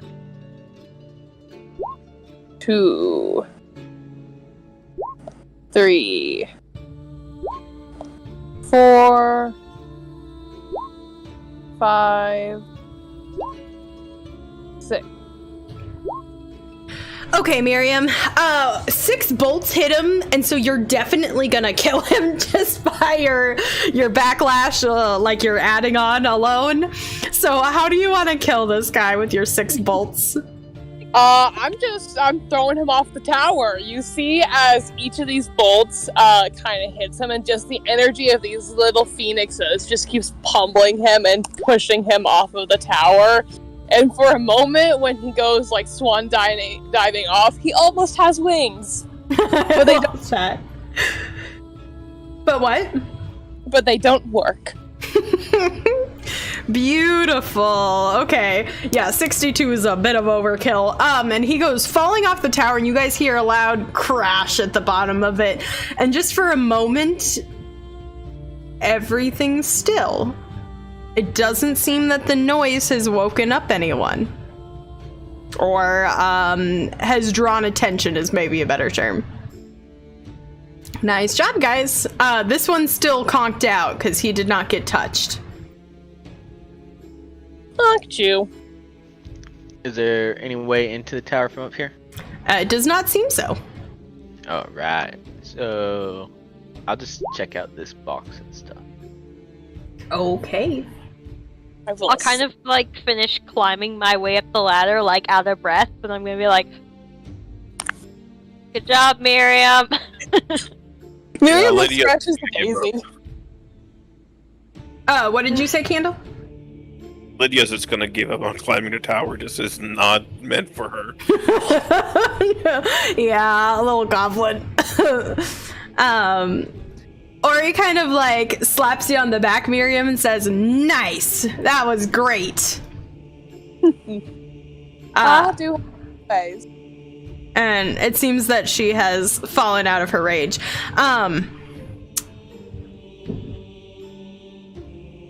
What spell slots did you expend? A 6 and a second. Okay, so she's gonna, she'll chance this. She's gonna clap you on a shoulder, and let's see. Nice. Okay. And you just feel like a surge of energy pulse through you, and it's weird, and you actually regain that second level slot back. Maybe you'll grow on me. She grins at you, and it's just like almost a little feral. Okay, go ahead and roll me an investigation check, guys. Yep, I will assist Sheila, and I will give her my crowbar if need be. 19 then.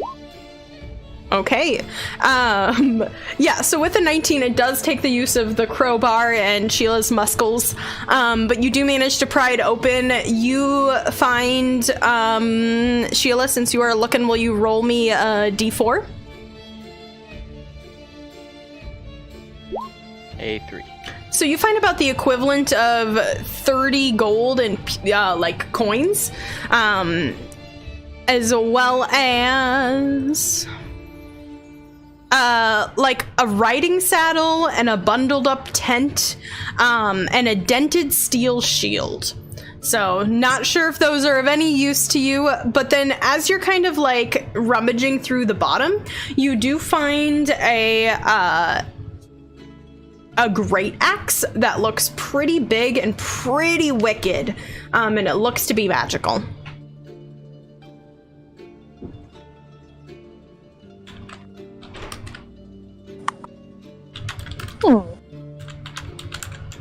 I'll keep the great axe for now.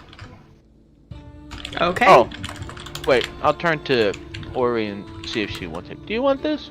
Nah, I like my my sword turns into fire, so. Oh. I'll keep it then, for now. But thanks for the consideration. I usually like to whack people with my staff, but Yeah, it can hurt. It seems to be radiating quite a bit of magic there.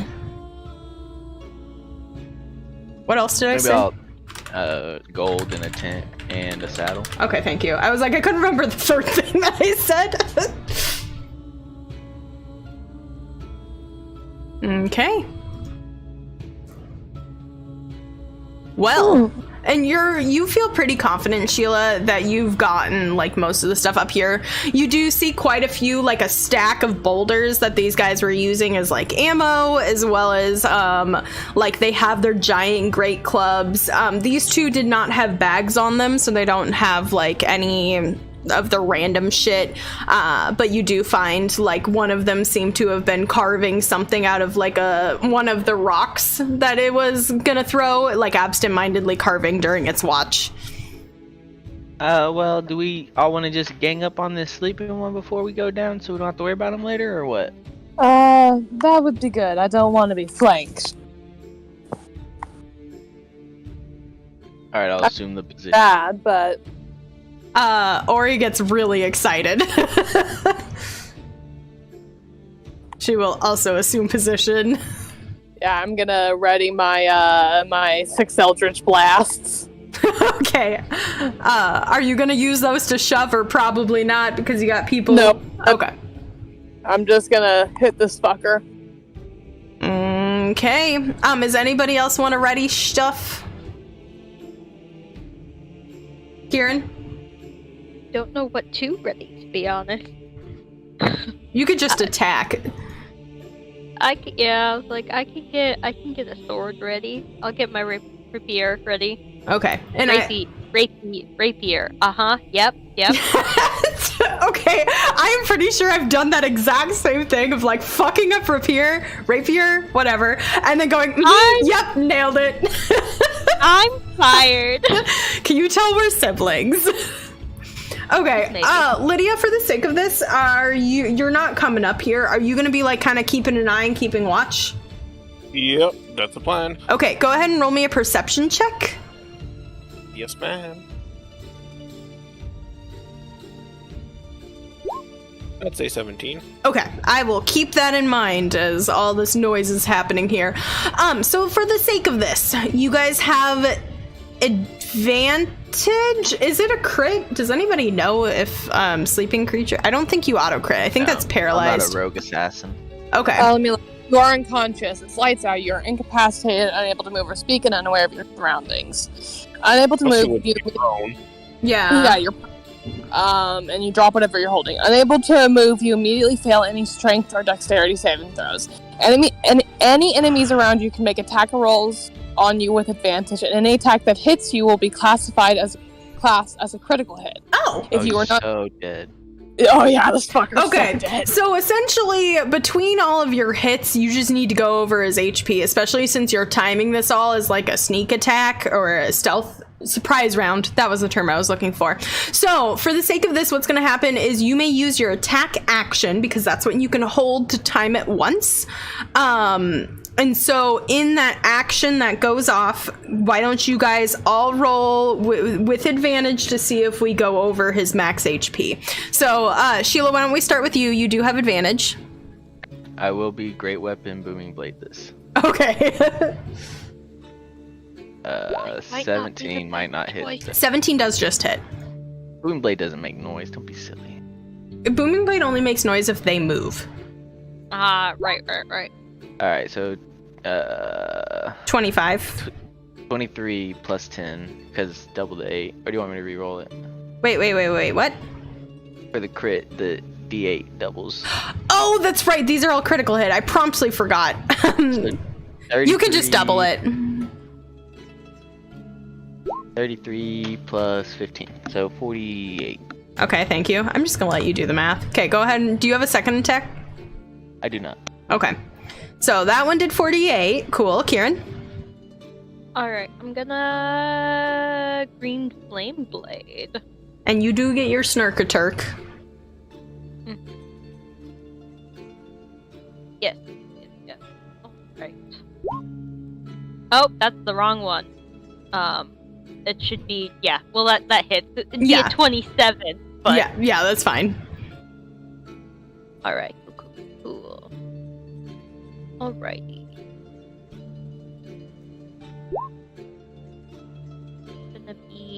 the 12. And then, Well, so it's 11 piercing, and then it's the... yeah, it's 11 piercing, and then it's gonna be the 11, the first 11 for fire damage from the green flame blade, and then the 5 for the sneak attack. And then do you want me to re-roll another... we 8? can just double it. I honestly don't care as long as you do all the same for each one. So that's All right. 16 plus 27, 22. 32. We're both doing math differently at the same time. It is bad. 16, 27, Okay. 30. Well, 32.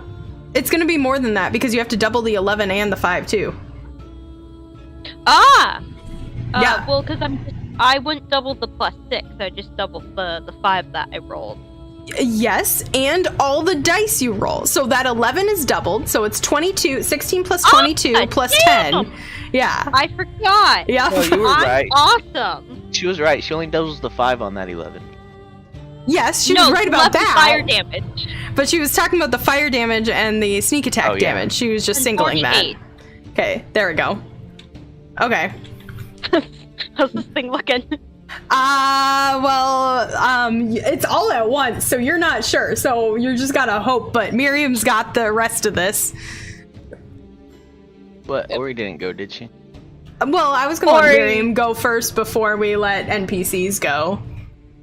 Okay. I mean, she's still gonna attack, but we'll see if this damage is enough. She still would take a swing. Although, Miriam, go. wouldn't you be at disadvantage because this is a ranged attack while it's prone? Or does it say all attacks are at advantage? Let me look. Any attack that... Okay, so let me... Flights out. Any enemies around you can make attacks on you with disadvantage. Okay, cool. Go for it. Okay, cool. And since it's only my attack action, I can only do 3. So... Let me just roll these Eldritch Blasts.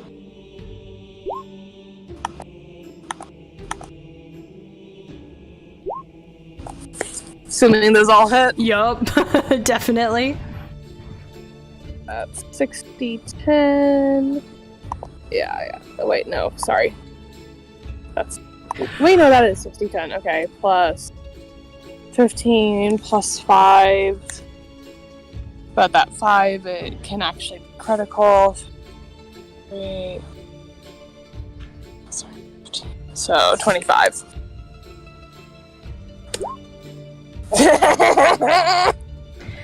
Okay. 9 damage, 10 at the fire. Nice. Okay. For the sake of this, you do take him out easily. Ori also would have done a ton of damage. Both. Yeah, she would have done a ton of damage to you there, but like you both could have easily taken this thing out at where it was. And so what this looks like is it is just like an unleash, an unholy unleash. And this thing doesn't even have a chance to come back to consciousness as you just all wail down it all at once. So, and he is expired.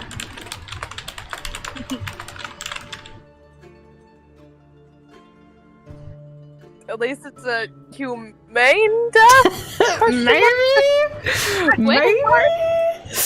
You didn't have a chance to buffer. Yeah. Huh? It was a nice death with that last bit of damage. So Lydia, as you're listening and you hear the gigantic burst of like clang, clang, clang, and then like a kind of poof of fire above you, and you just listen and listen. And you hear a little bit of a rumble down below, but not like anything that's gonna start, like it stops after a moment. It doesn't continue to move towards you. Okie dokie. When you say below, what does that mean? Like past, like in the cave system. Okay. Okay, and with that, I think we are going to take our break quickly now that we have finished this encounter, and we'll let the group decide what they're going to do next. But we're going to take a super quick break, so we'll be back in about 10 minutes, so on the 30-minute mark, okay? See you guys in a minute.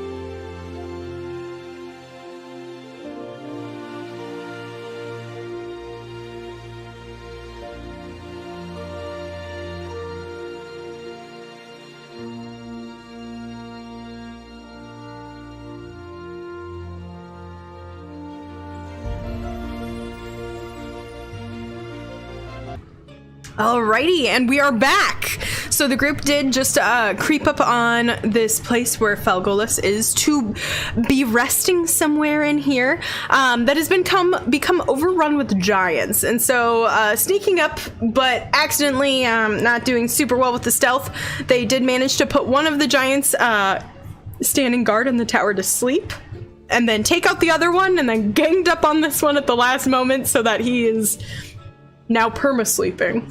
But with that being said, what would you guys like to do? So looking around a little bit more, there is the main gorge that you can kind of go in here. There's also this entrance and this entrance over here. Is Astra near us? Yeah, Astra, so just for the sake of things, Astra, since she's not any of your familiars, whenever there's fighting, she usually tends to hang back or fly up. And then as soon as the fighting is done, she will come in and kind of like land. I'm gonna cast Speak with Animals. Sorry, enchilada. You're good. Astra, darling, do you remember where the three of you entered in from? She kind of says, if I remember, it was to the left over here, and there was a cavern that kind of peeked to the left, but there is another entrance if you go in through the center and can get up on the bridge. But these guys have definitely overtaken us a lot. Alrighty, well... I can scope it out if we want. Do you trust yourself to be sneaky enough? Please. There's a reason I don't know how to sneak. Thank you very much. Nah, you usually do the no one left alive, right? No. I'm a very intellectual creature. I cast Arcane Eye. Oh! Ah.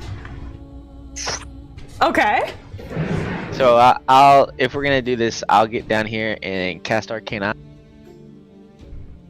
Okay. How does Arcane Eye work? Thank you. Thank you. I create an invisible magical eye, and I can control it around. Okay. So I can spend a whole hour scoping out as much as possible.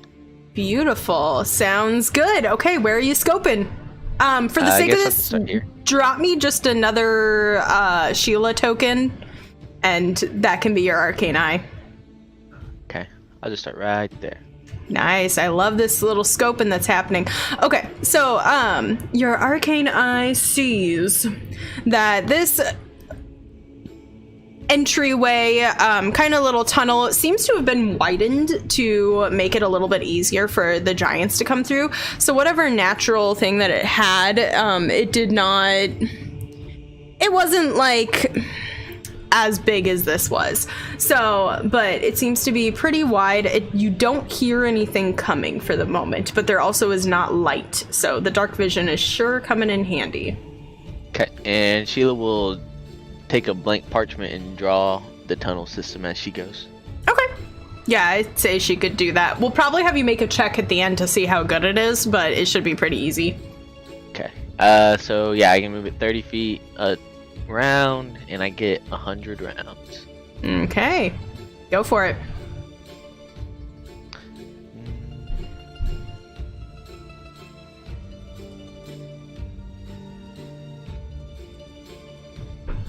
Two chunks of rounds. How's that? That's fine.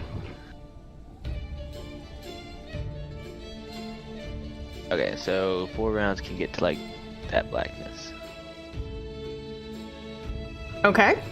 It still is tunnels.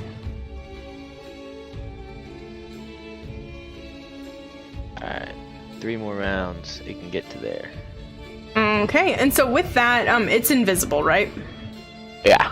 Okay, so you see as it opens up into kind of like a tall ceilinged chamber, probably about 60 feet.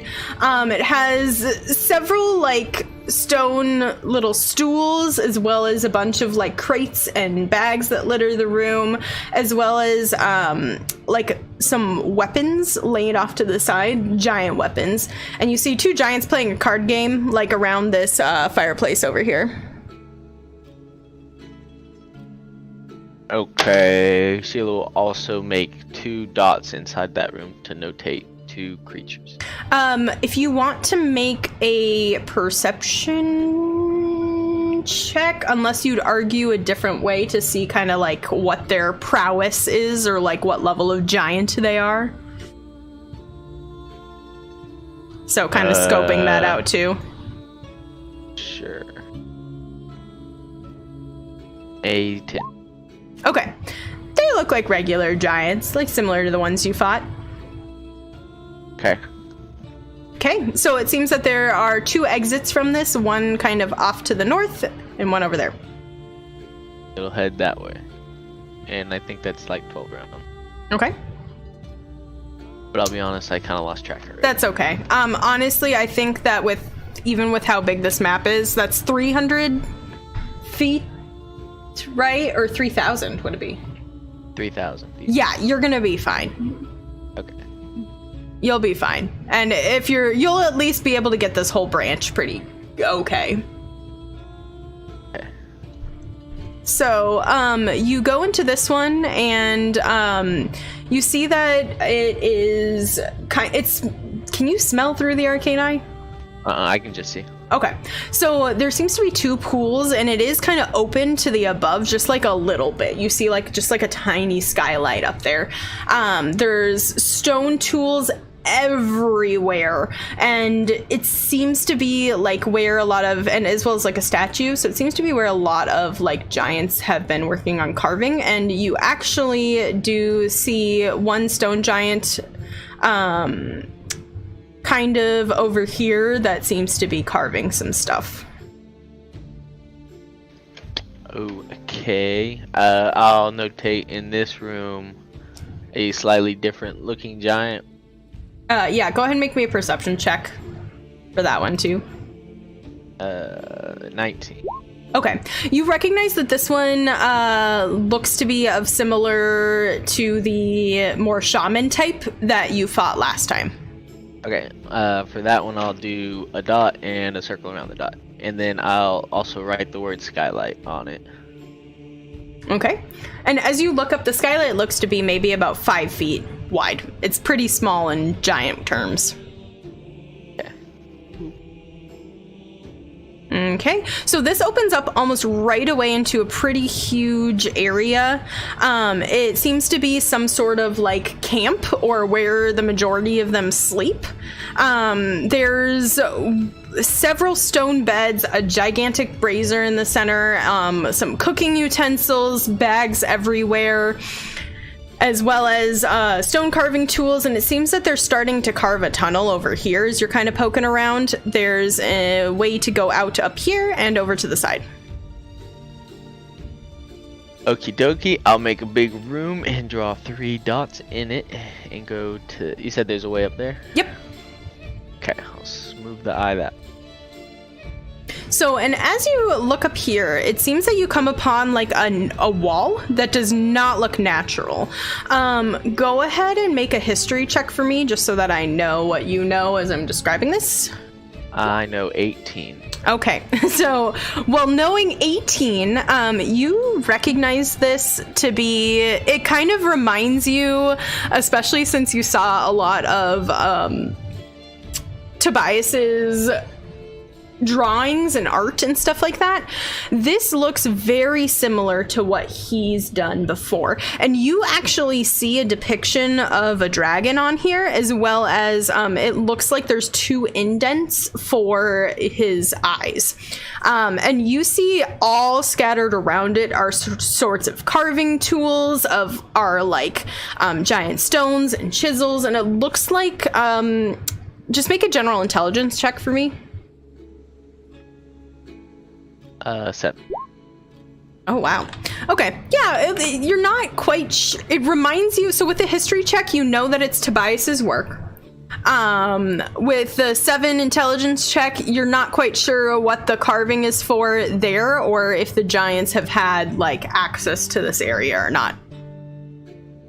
Okay, I'll write Tobias door on that one. The path to the left, I'll write way around, because I'm assuming that they're trying to go around the door, and then I'll move the eye out. Okie dokie. Oh, I just realized that my... Oh no, I went the wrong way. I am struggling. There we go. Okay, cool. So, with that, you start going down this hallway. And for the sake of this, I'm just going to clear all this space. Okay. So you come to a cavern, and this drops. So it has like a kind of like an area up above, like a platform, balcony-esque thing, crudely carved, and then it drops to dirt down below. And you see a giant that looks like he's in meditation, and there are goats all around him. He is surrounded by goats. Goat yoga. Go yoga. I'll advance the eye to whatever's going on over here. There seems to be a natural barrier to keep the goats from continuing on their merry way. And then it opens up into the kind of valley with the river.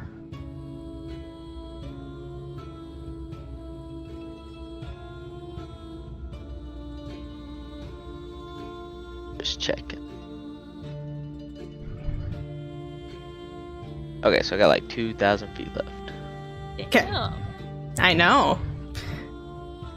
I'll bring it back down. There. Okay, so this seems to also go back out to the valley, but it seems to go back out onto a bridge. This seems to be pretty crudely carved, like it was just recently put up here, and it goes it's about 40 feet off the ground. Okay, I'll go across it. Okay. Alrighty. So, and I'm assuming you're just cruising on through. I'm going to just Yeah. reveal this whole space.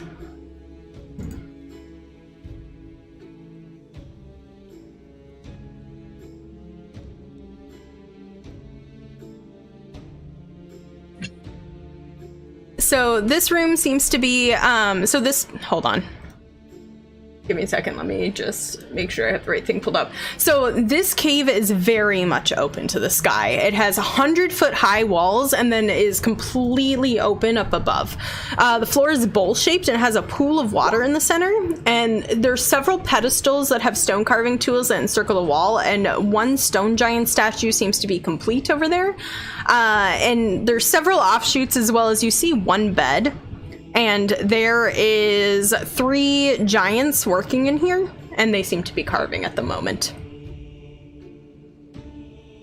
Okay, but just so big skylight and one way out? Nope, there's another way. Oh, yeah, another way out. Yep. Oh, yeah, I guess there's 2 paths, but...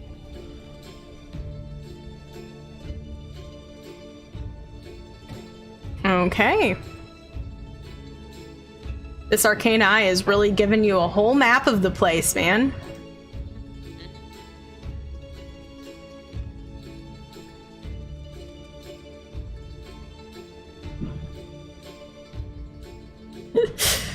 Alrighty, so this next one kind of opens up into a large cavern. You see that there's mud and dirt, and it kind of looks dusty in here. The floor the area you're at is like really high up, and then it drops about 30 feet into this mud pool, and then it slopes gently downwards along here to kind of be at ground level here. So this is ground level with the mud pool, and then this is like a little 30-foot cliff up here, if that makes sense. And there's more construction items down here and a stone pedestal to the side, and it looks to be like more of these same stone tools and along those lines. And then this one seems to be a stern-looking giant that is holding a chisel, which is pretty interesting.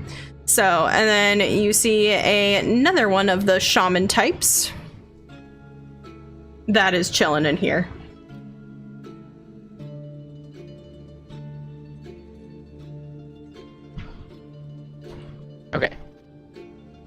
Alright, I'll go over here to see if there's anything Okay. in that little crevice. So that little crevice opens up into what you kind of see to be another like little bridge. Oh, okay. Well, that changes my whole path. I'll go this way. Okay. So if you're going that way, it seems to be another like pass through into the valley there, and you do see one stone giant down here, and he kind of looks like he's meditating. Okay, I'll go up here just to make sure see if there's more stone giants in this black part. And I guess that'll be it.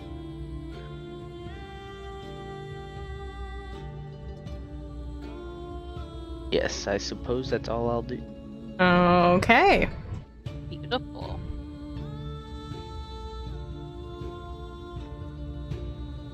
Okay, I will present my findings. Wow, you really went deep in there. That's what she said. Very nice. Well, which way do we want to go in? Well, I almost think we could go up with the river, take that one, go to the goat man, take that one, and then we'll be pretty close to the door. Do we know what's further down that river? Now, I did not really have a chance to get all the way up there. That's quite alright. Good to know.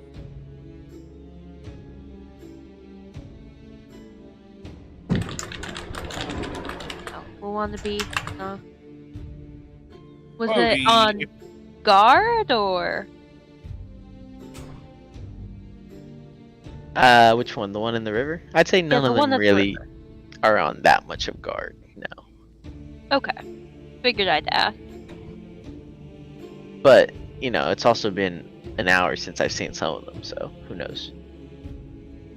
Yeah, this Yeah, did that's true. take like a good 30-ish, 40 minutes. Okay. Does anybody know the silent spell? That could be helpful here. I don't. I could, but I don't know if it'd be the best use of my abilities. It might lock me out of it for about 4 more days. So, depends on how much you want it. Well, we're certainly fighting something, and we're certainly gonna make noise, so it's really up to everybody. I didn't really see anything that I don't think we can handle pretty quick, though. Alrighty, then since we know where they are, hopefully we can get the drop on people.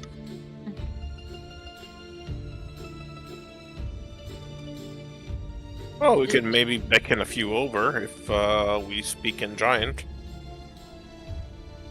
I know how to speak giant. Maybe I can.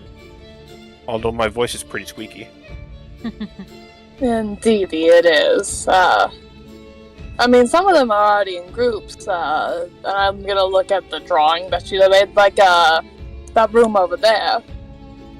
So if we go in, take care of Goat Guy, go in and make a little bit of noise, maybe we'll be able to, especially since it doesn't seem that there's anybody else there other than the ones below, maybe we can draw them up into that rather large amphitheater.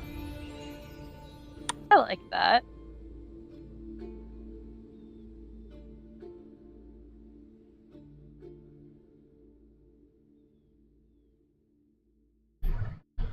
I will say, for the sake of things, since this does take almost an hour, if anybody needs to short rest, they are welcome to.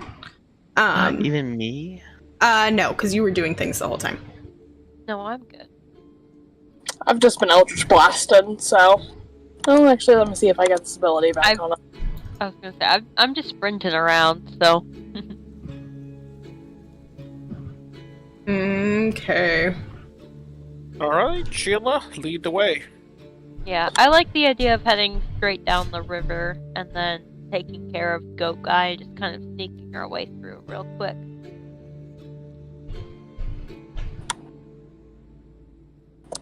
Alright, let's jump some giants.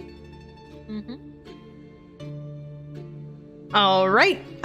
Ori, after her short rest, looks like back to normal. She's good. She's ready to go. Alright. I zoomed out so I could see everything, and now I have to I know. zoom in. I know. Half of this is me adjusting, but I like didn't want to do separate maps, you know? It just makes life so much harder. Oh, I'm on the wrong layer. Okay. So, what's the plan? Sorry, I was dozed out. That's alright. Jumping some giant. We're gonna jump this guy and then jump Goatman and go from there. Oh, heck yeah. Are we gonna try to be at all sneaky? Yeah, how deep is this river? Can we actually walk in it? I assume no. Go ahead and make a perception check. Splish, splash. Take that. Check. Simulation. Ha! Hey. 9. Beautiful. Okay, so with a 9, it looks real deep. You can't tell. It's moving. It's fast. It's like you're not sure. Lydia, as you're looking at this, it's with a 14. To you, it looks like decently deep and like you would not be able to ford this super well. It does not look very far across. It's only about 15, 20 feet across at times, but it seems to be definitely over your head, probably over Kieran's like 5'8", right? 5'10". Okay. Probably like over Kieran's head, if not a little bit like under it. And Sheila's pretty tall, right? Yeah. Okay. Yeah, Sheila looks like she'd be fine. But it's not like super fast moving, but it definitely is moving. Maybe, We'll have to cross the river a couple of times if we want to get a giant and come back to the proper shore. Do we still want to go through the river? well, I was gonna say, maybe I can cast a major image and we can slip by and he'll have no idea. That'd be pretty great. That would be snazzy. That would be really cool. Well, we can start going that way and see what happens. Alrighty, are we snurking? Oh, absolutely, Snurkin. We'd be snurking. Yeah.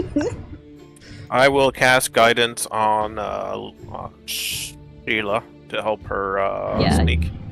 We're all good.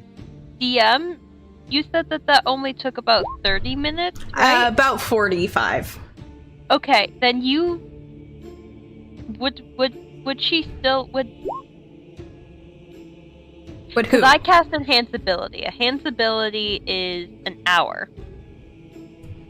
Would that still be up at this point? Roll me a D100. Oh, don't do that to me. I'm absolutely doing that to you. 28. Okay, it is not still up because you cast it like a little bit leading up to it. And so between like all of that stuff, it's just like at the tail end right as you start. That's okay, I got a 17 anyways. I also nat 20, so so don't worry, I got you covered. Yeah, and Ori got a 20 as well, dirty 20. So Hell yeah. you guys are pretty stealthy. You're pretty sure that you're pretty stealthy, and you're doing great. You're cruising. All right. Okay. And just so you guys know, normally I'm pretty strict about where you are on the map. On this map, since it is so fucking huge, you will have a little bit of forgiveness. Because I don't want you to have to be like inching yourselves along. So for the sake of this, I would actually rather know your marching order. I think Sheila will go first because she knows where to go. Yeah. Fine. Okay. Where are we starting from? Where everyone is at up there? Yeah, sure. We can start from up there. So Sheila's going to be going first. Ori would want to be in the front as well. Oh, not Okay. before you though.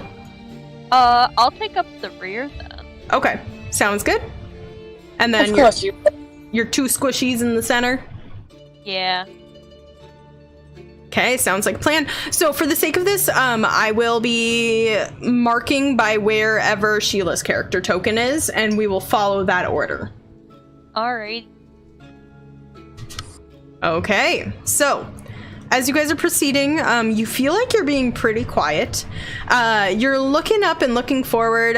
Sheila, you kind of couldn't get a good look to see. He looked like he was in the same meditative stance that Goatman was, but you weren't 100% positive if his eyes were open or closed, because you just kind of like... I would say you could have had a chance to turn around and look. So you would notice that his eyes are closed and he's like in a full meditation right now. Alright, I'm just gonna go for it then. Okay. Stop me when you want me to stop. So actually, with your perception checks, I'll just say that you guys managed to sneak by. Or, sorry, your stealth checks. Yeah. So, you guys rolled really frickin' high. So the lowest was a 14, and we had a nat 20 from our rogue. So I'm from not one of our rogues. So you guys do manage to make it to where Sheila is safely. I'm gonna whisper to Sheila, are we just leaving him behind, just double checking?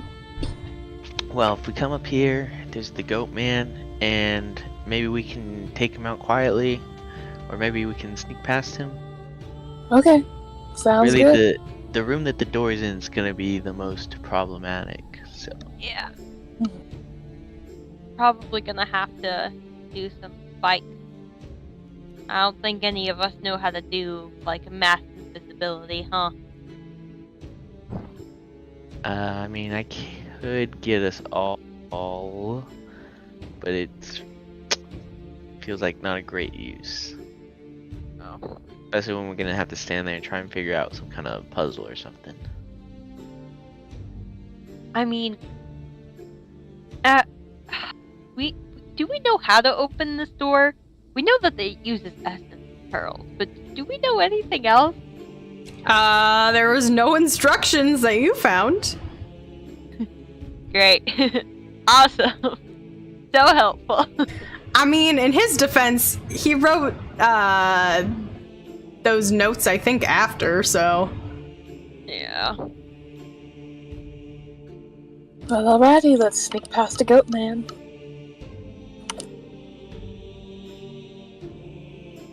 Okay. How are you going about this? I'd much rather try to... Oh, Oh, maybe Miriam can convince the goats to go haywire and run out over the bridge, and he'll chase them.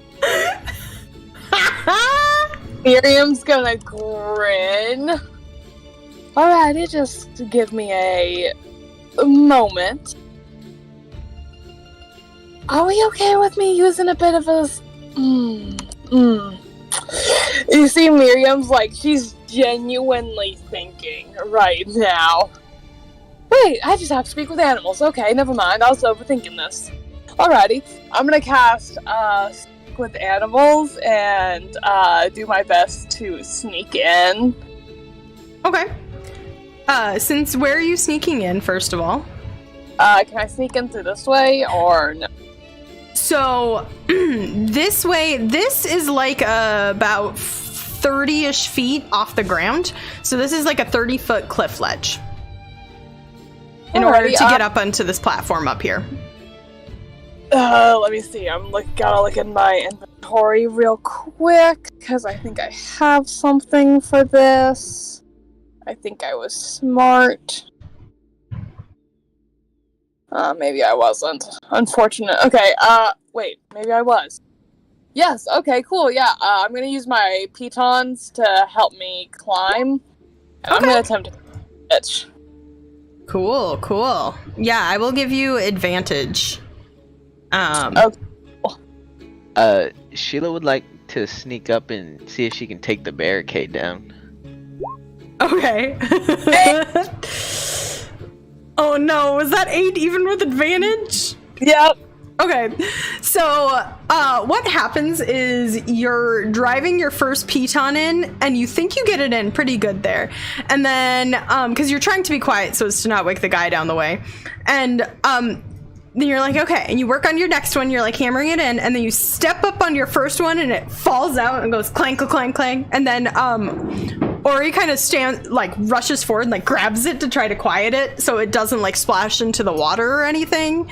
But yeah, that first one did not get in, and so it kind of, struggled there.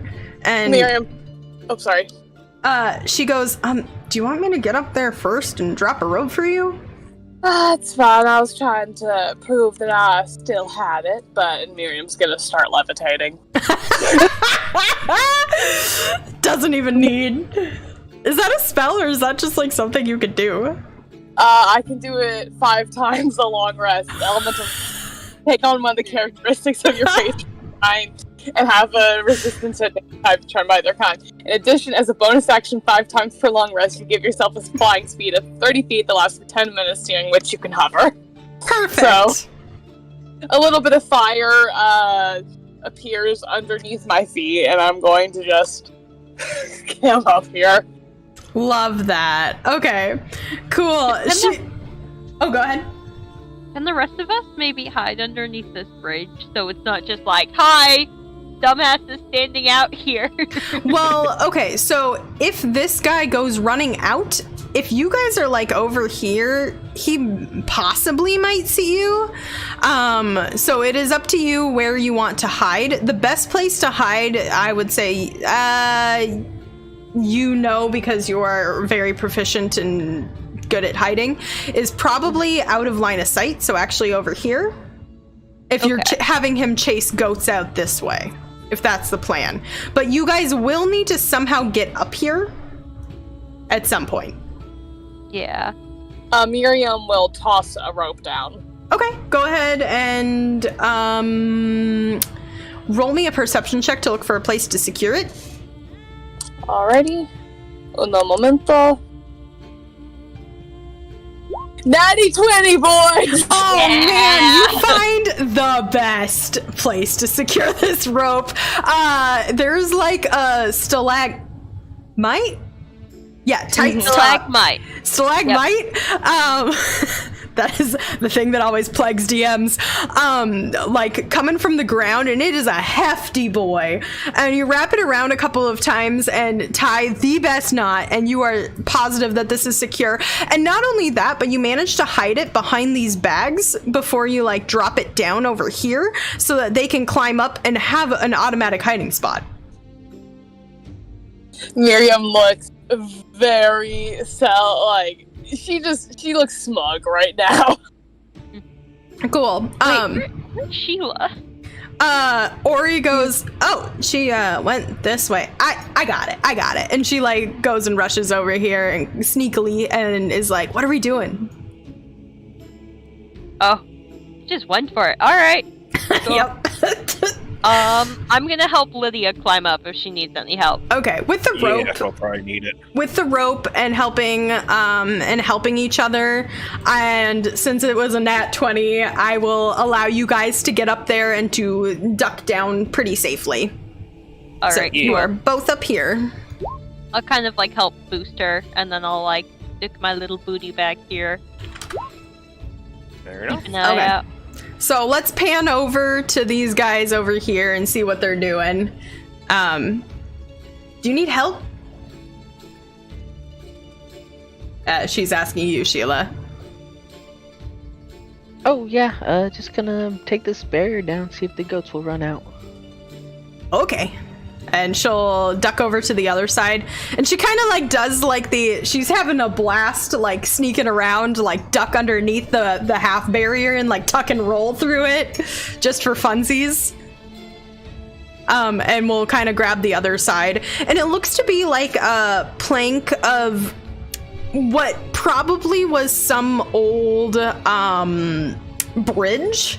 Like several planks together that are still like kind of tied and knotted together that are propped up by huge barrels, and they look to be pretty hefty.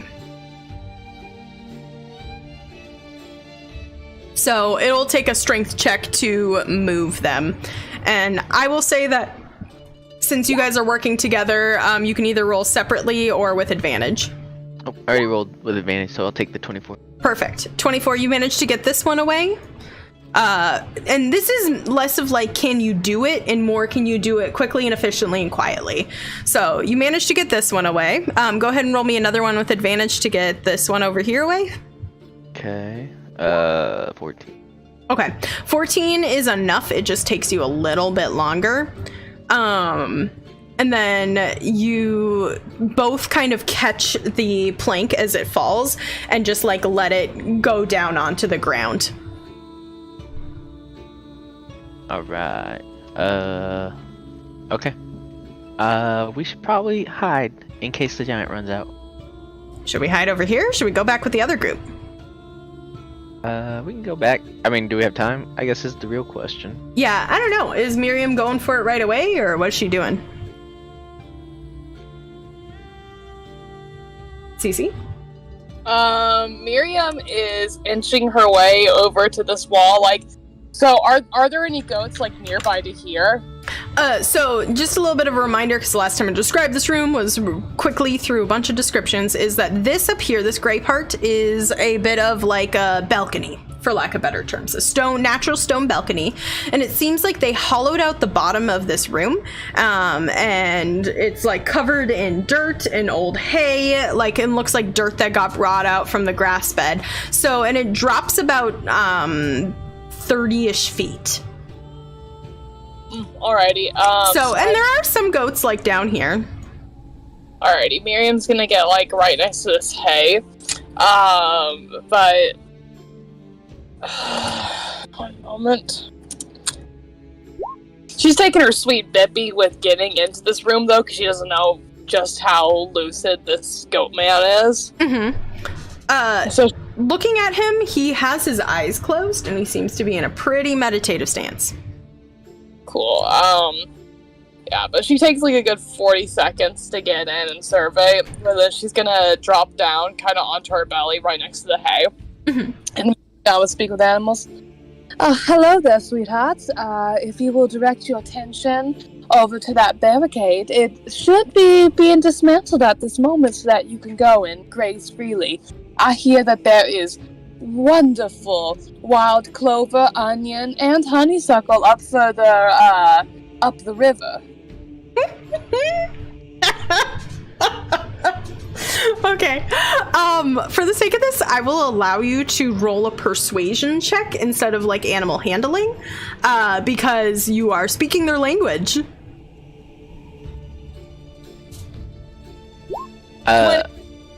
Yeah. Yeah, Shorty? I would probably go back and go up that way anyways. Okay, cool. I would say that with all of that, you have time. Great. So, are you gonna go take the rope way, or are you gonna free climb over here? I have no idea there's a rope, so I'll just free climb. Okay. Ori knows there's a rope, but she thinks it's funny, and so she will also free climb. So, easy enough. You guys are both pretty strong and are decent-ish at athletics. So I'm not gonna make you roll, but it will take you a little bit.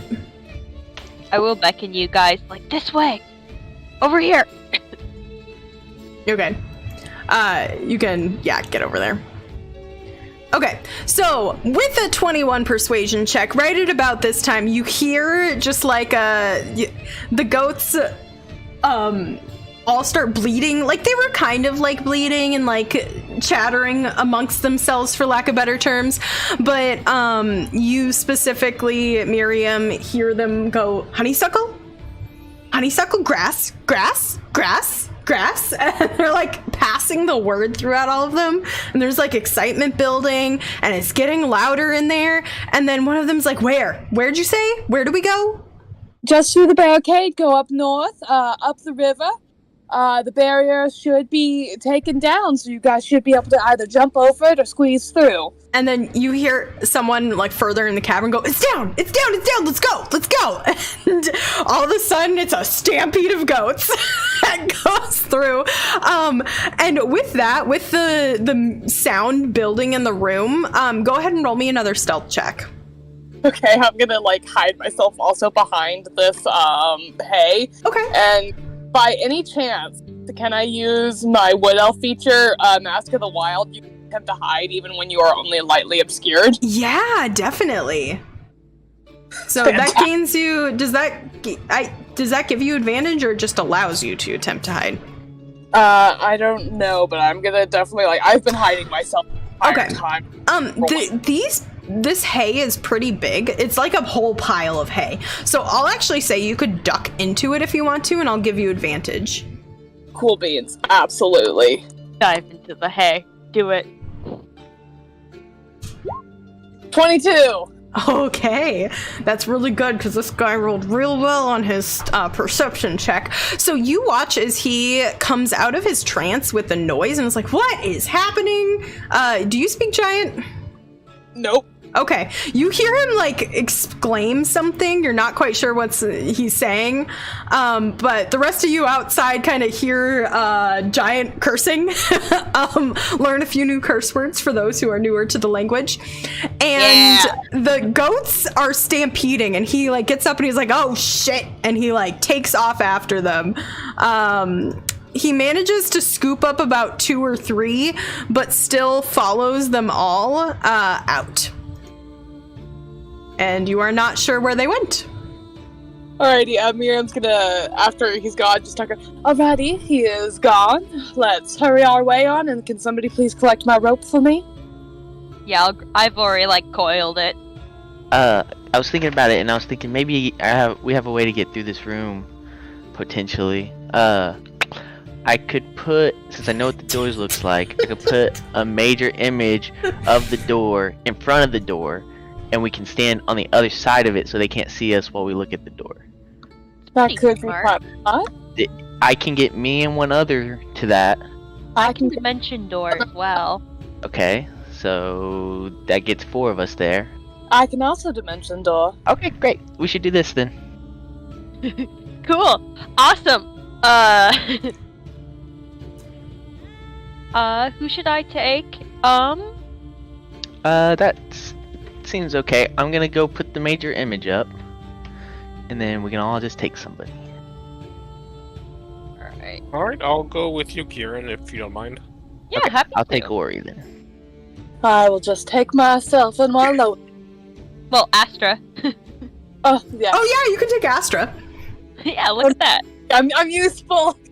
Yeah, you are. Otherwise, your little map would have been left behind.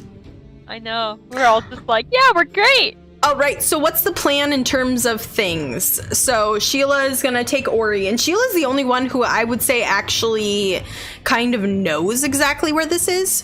You guys aren't 100% positive. So there's... Well, I'll have to get closer for me to major image it anyways. So everybody should be able to see it from the mouth of this cave. Oh, so you guys are going to sneak up there, and then... Yeah. Got it. Okay. Sounds like a plan. So since there's been a lot of shenanigans going on, we're going to roll another group stealth check for approaching. It's going to mainly just come into play as soon as you get kind of over here. Ooh, I got a 17. I'll get better than a 17. Hell yeah! I got an 18.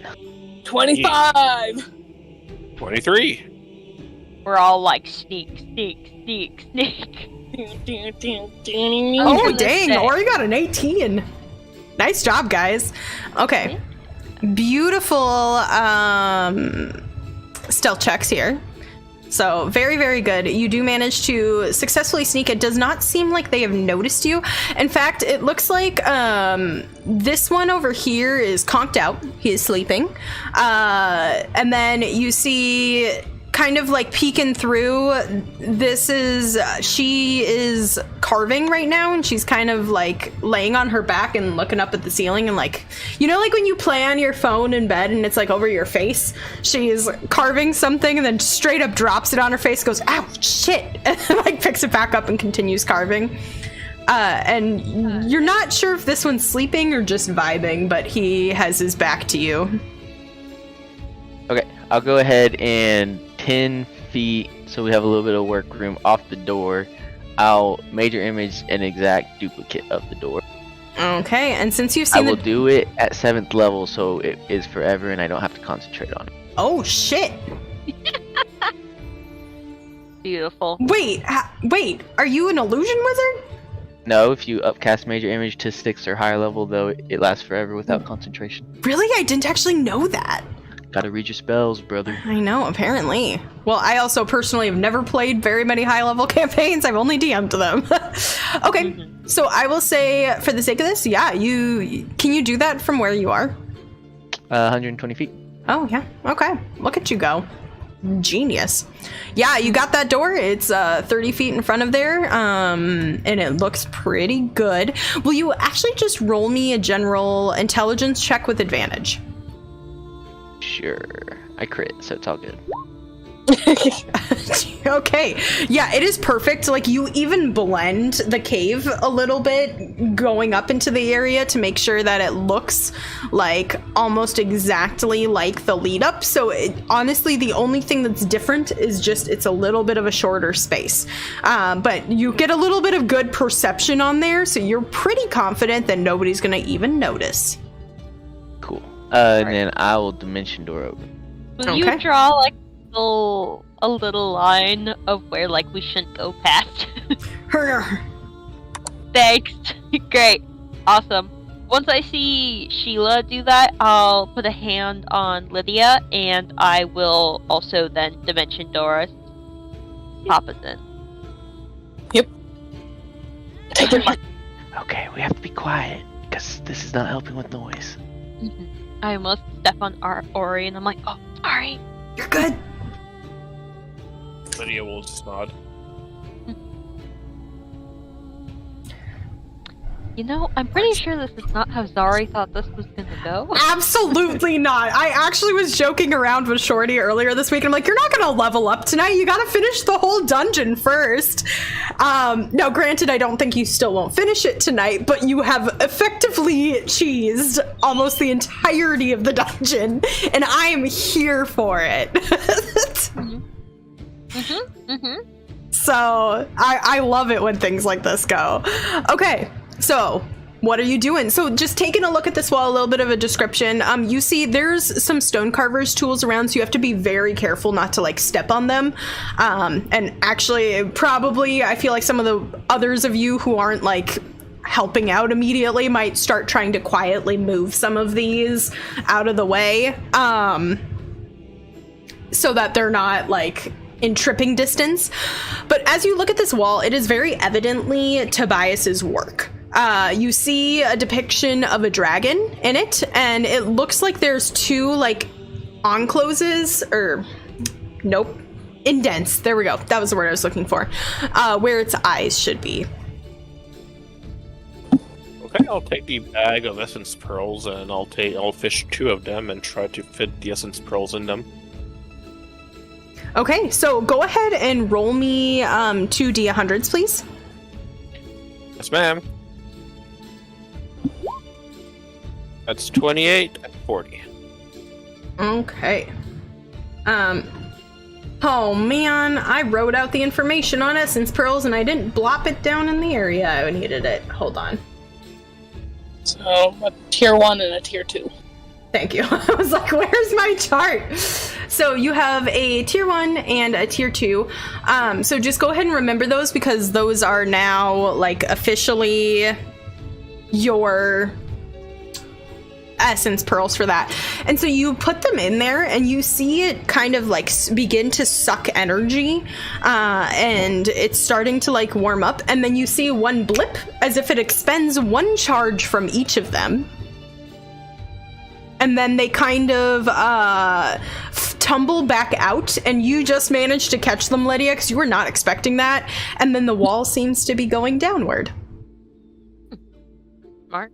Okay, problem solved. So you have expended 1 charge from each. So your tier 1 one has 2 charges left, and then your tier 2 one has 3 charges left.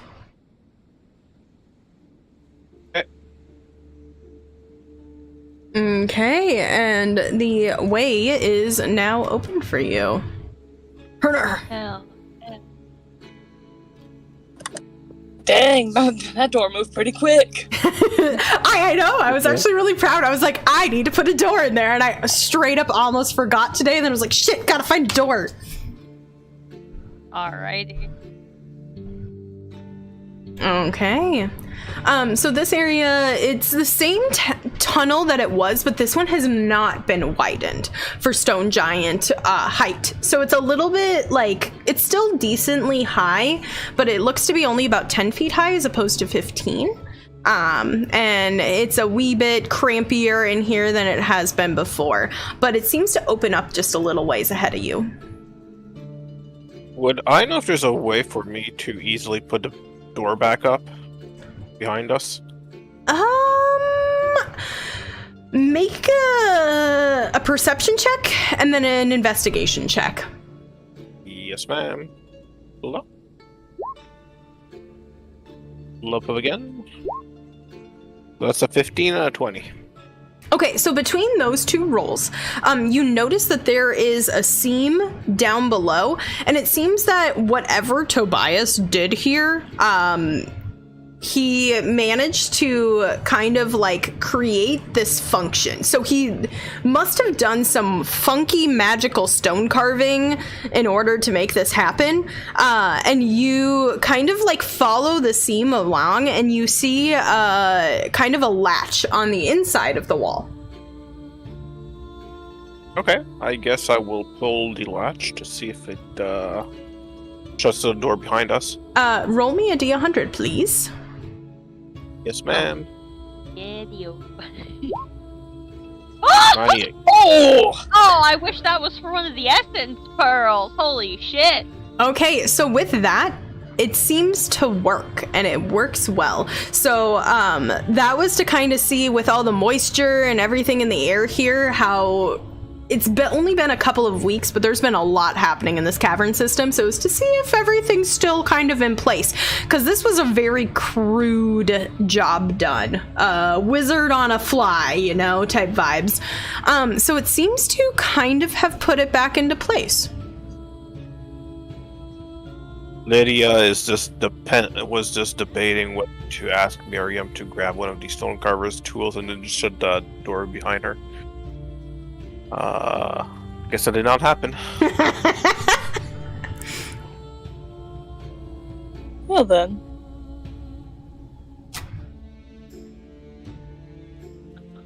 Alright, shall we continue? Indeedy. Okay. So you continue, and the room opens up about where you are, Lydia, and it opens up into a gigantic, super dark cavern. It gets to be echoey to the point that it's hard to hide in here and hard to like sneak, because every step, every movement is pebbles and echoing all the way across. It is a wide chamber, and you guys, those with dark vision, can only see, although Ori kind of glows a little bit, but she doesn't like give off like a ton of light. But you guys can only see, I would say, about this-ish much, maybe a little bit further. But it seems to drop like a good 40 feet down below. But there seems to be a sort of pathway around. And go ahead, if you want to, go ahead and roll me a perception check. Yep. Lighted torch. I'm pretty sure I have torches. Yep. I am going to. Oh, I didn't think about this. You don't have dark vision, huh, Sly? No, unless I don't have dark vision unless I do my ghostly sight. Even that's only for a minute. So. I just love the idea that you have been like holding on to people this whole time. Well, I'm just kind of blindly walking, vaguely staring at the slightly glowy lady, hoping no one. I'm waiting for like anyone to remember, and then after no one remembers, I just kind of sigh and like light the torch. Hi. Are we worried that there's things in here? Oh, definitely. I'm gonna reactivate my flight and start coasting over this drop to see what's going on. Yeah, I definitely don't see anything. Okay, so Lydia, with that 20 Oh, here, actually, this. So, Sheila, it's dark in here, and you really don't see much other than what you kind of see around you. Miriam, with that, you see a glint, a little sparkle off in the distance, especially kind of directly where you're looking, where you're heading, especially as Kieran lights that torch. And then, Lydia, you see a figure. You see something, there's like a large column that looks to rise up from the center there, and you see something slumped beside it, almost at the same level as you. And just like little glints off of it.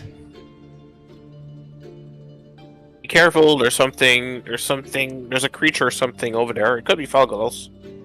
Alrighty, I'm staying at least a good 50 feet above this chasm. Okay, sounds good. As you go with your dark vision, you see in the center of this space, kind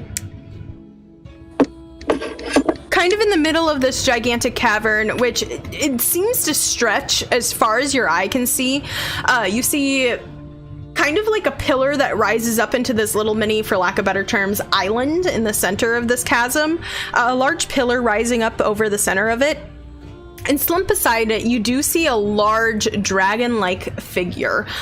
Bronze scales and wings tucked around him, and it does not look like he's sleeping or anything like that. It looks like he flopped over and is too heavy to move much further, and like that he is either dead or like really sleeping.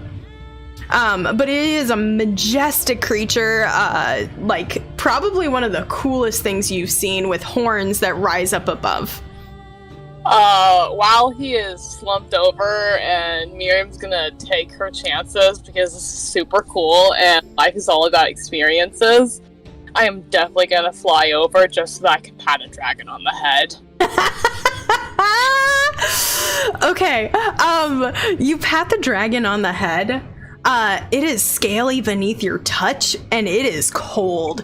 It feels like he's running almost a tiny bit colder and metallic than the air around you.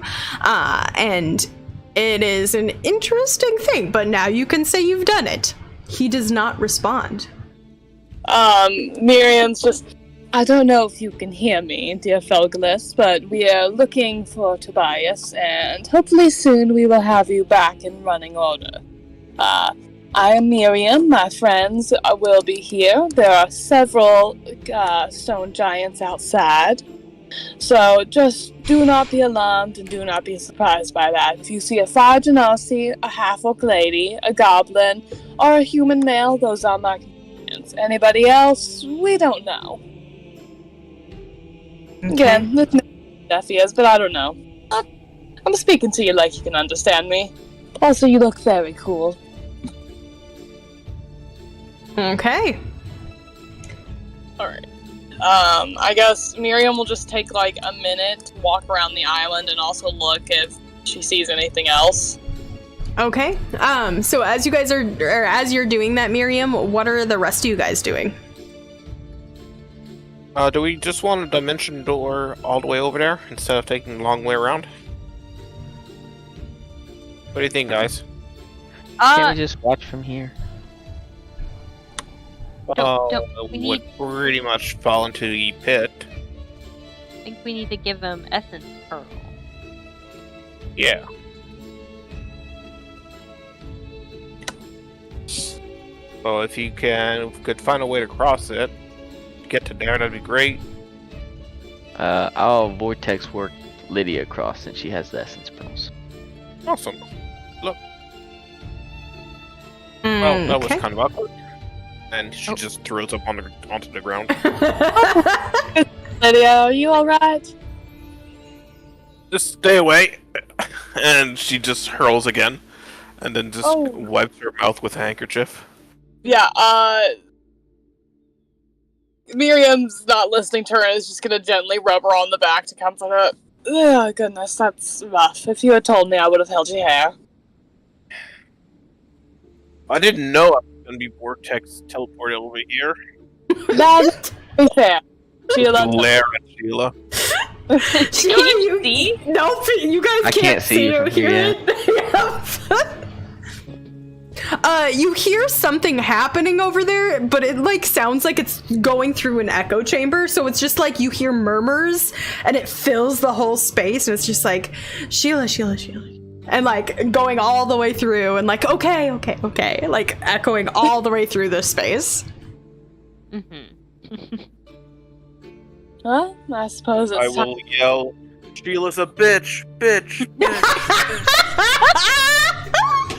Yep. I don't care. Both are appropriate. I love this. I mean, I can only dimension door one more time, so I'm happy to, but we'll have to take a little resty before I can do it again, unless we want to try to figure out if we can go a long way around.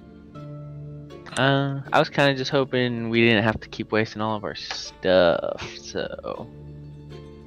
True, but at least we're not having to fight anything. Alright. Me and Ori will go the long way. We'll see what's going on. Come on. Oh, I'll Come on, join little you. That's barbarian. fine. Oh, come on, little Kieran. I'm not that little. I'm average height. Wait, are you average? Because I thought that like Oh, I don't know. I'm short, and she's like the same height as you. For humans, yeah. I'm roughly average height. Ah, okay. Okay, so you guys are making your way, a little walkie-walkie. Sorry, I didn't mean to move you. You guys are similar blues. No, you're fine. Okay, Yeah, I want you to know this is the 4th time that Shorty and I have picked the exact same square. It's cracking me up. It's the perfect square, alright? Yep, we just apparently have very similar choices for squares. Yes. Alright, I do still have I have a torch. Okay, cool. So that I did light. as you guys are making your way over here, people are singing in chat, and I'm here for it. What is happening over on the island across the way? As I was giving them a little bit of time as you were puking, Lydia. I'll take one of the pearls, the one with 2 charges, and I'll just kind of. Lydia doesn't know really what to do with it, so she'll just touch it onto the forehead of the of Felgolos. There's some information in your journals, so if you want to make a history check. Yeah, I know he actually eats them, but is it like eating, or it's there was information in the journal there, so if you go ahead and make a history check, I'll give you a little bit of a remembrance. History. Or you could pull it back out and read it. Yeah, but you remember, this was kind of the section on it. So his dragon heart functioned as the core of his magical essence, and if he used a lot of power or energy or pushed his body to the point of exhaustion, he'd go into hibernation until more essence pearls fused with his core. And it described a process of smashing roughly 4 to 8 charges, depending on how intensely tired he was, at his chest to charge the core, like where his heart would be. Okay, I will then take the 2 essence pearls that I just used for 2 charges and 5 charges, and just smash him to his core. Okay, so as you do that, you take the first one, probably the smaller one, and you shove it into his, smash it onto his core, expending both of those first slots, right there in there, and it lights up and shoots energy, and you watch as like this energy kind of begins to drag around his body and start to infuse in his scales and glow from underneath, and just almost as quickly you take the other one and you shove it into the same spot and watch and feel it expend 3 times as it kind of grows smaller in your hand each of those times. And you start to see his eyes blink open and closed, glowing this bright energy. And for those who are across the way, the air starts to kick up and it starts to echo in this entirety of this chamber. And there's something happening over there, and you can actually almost see illuminated for a moment. Lydia, it does not seem to be quite enough. Okay, I'll take another pearl from the bag. Okay, go ahead and roll for me. Yes, ma'am. A 68. That was almost cool. Okay, this one's a tier 4, so you have 6 charges. How many do you want to Okey-dokey. expend? I already did, so I'll expend 3 more. Okay. So expending the kind of max amount, it does seem to take it, and you get the sense that if it didn't need it, it would have rejected it. It does seem to take all 8 charges, and you guys watch as the air in this chamber, once stagnant, now is completely whipping around this space, and you kind of feel like 2 big thuds, and you take an instinctive step back as this creature kind of begins to get up on his front legs, blearily opening his eyes as if he was doing so before he recognized it, blinking at you, and he opens his mouth in this just gigantic row of teeth that is bigger than both of you. Maw that you're just staring down, glowing with light as he closes it, and his eyes like fade to like a very beautiful turquoise color, and he blinks at you, and then he sneezes all over you. Oh, goodness. Hello.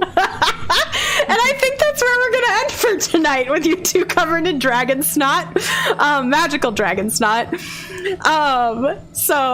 And the rest of you making your way around there. Not sure what's gonna happen next session, but you managed to get all the way through to Felgolos and gain another, hopefully, ally, depending on how panicked he is here from waking up from a hibernation. But yeah, thank you for hanging out and playing tonight. We will see you guys next time for the next session to see how you are going to get out of here with a giant dragon in tow. Alrighty. Dimension door, obviously. I think the creature has to be smaller than you to dimension door. Same size. Fine, we'll use one of the pearls to shrink him. Oh, Yeah. Nothing 2 reduce spells can't fix. Yeah. All right. Well, we will see what happens in the next session of In the Eyes of the Stars. For those who are on YouTube, thank you so much for hanging out, and we will see you guys all next time.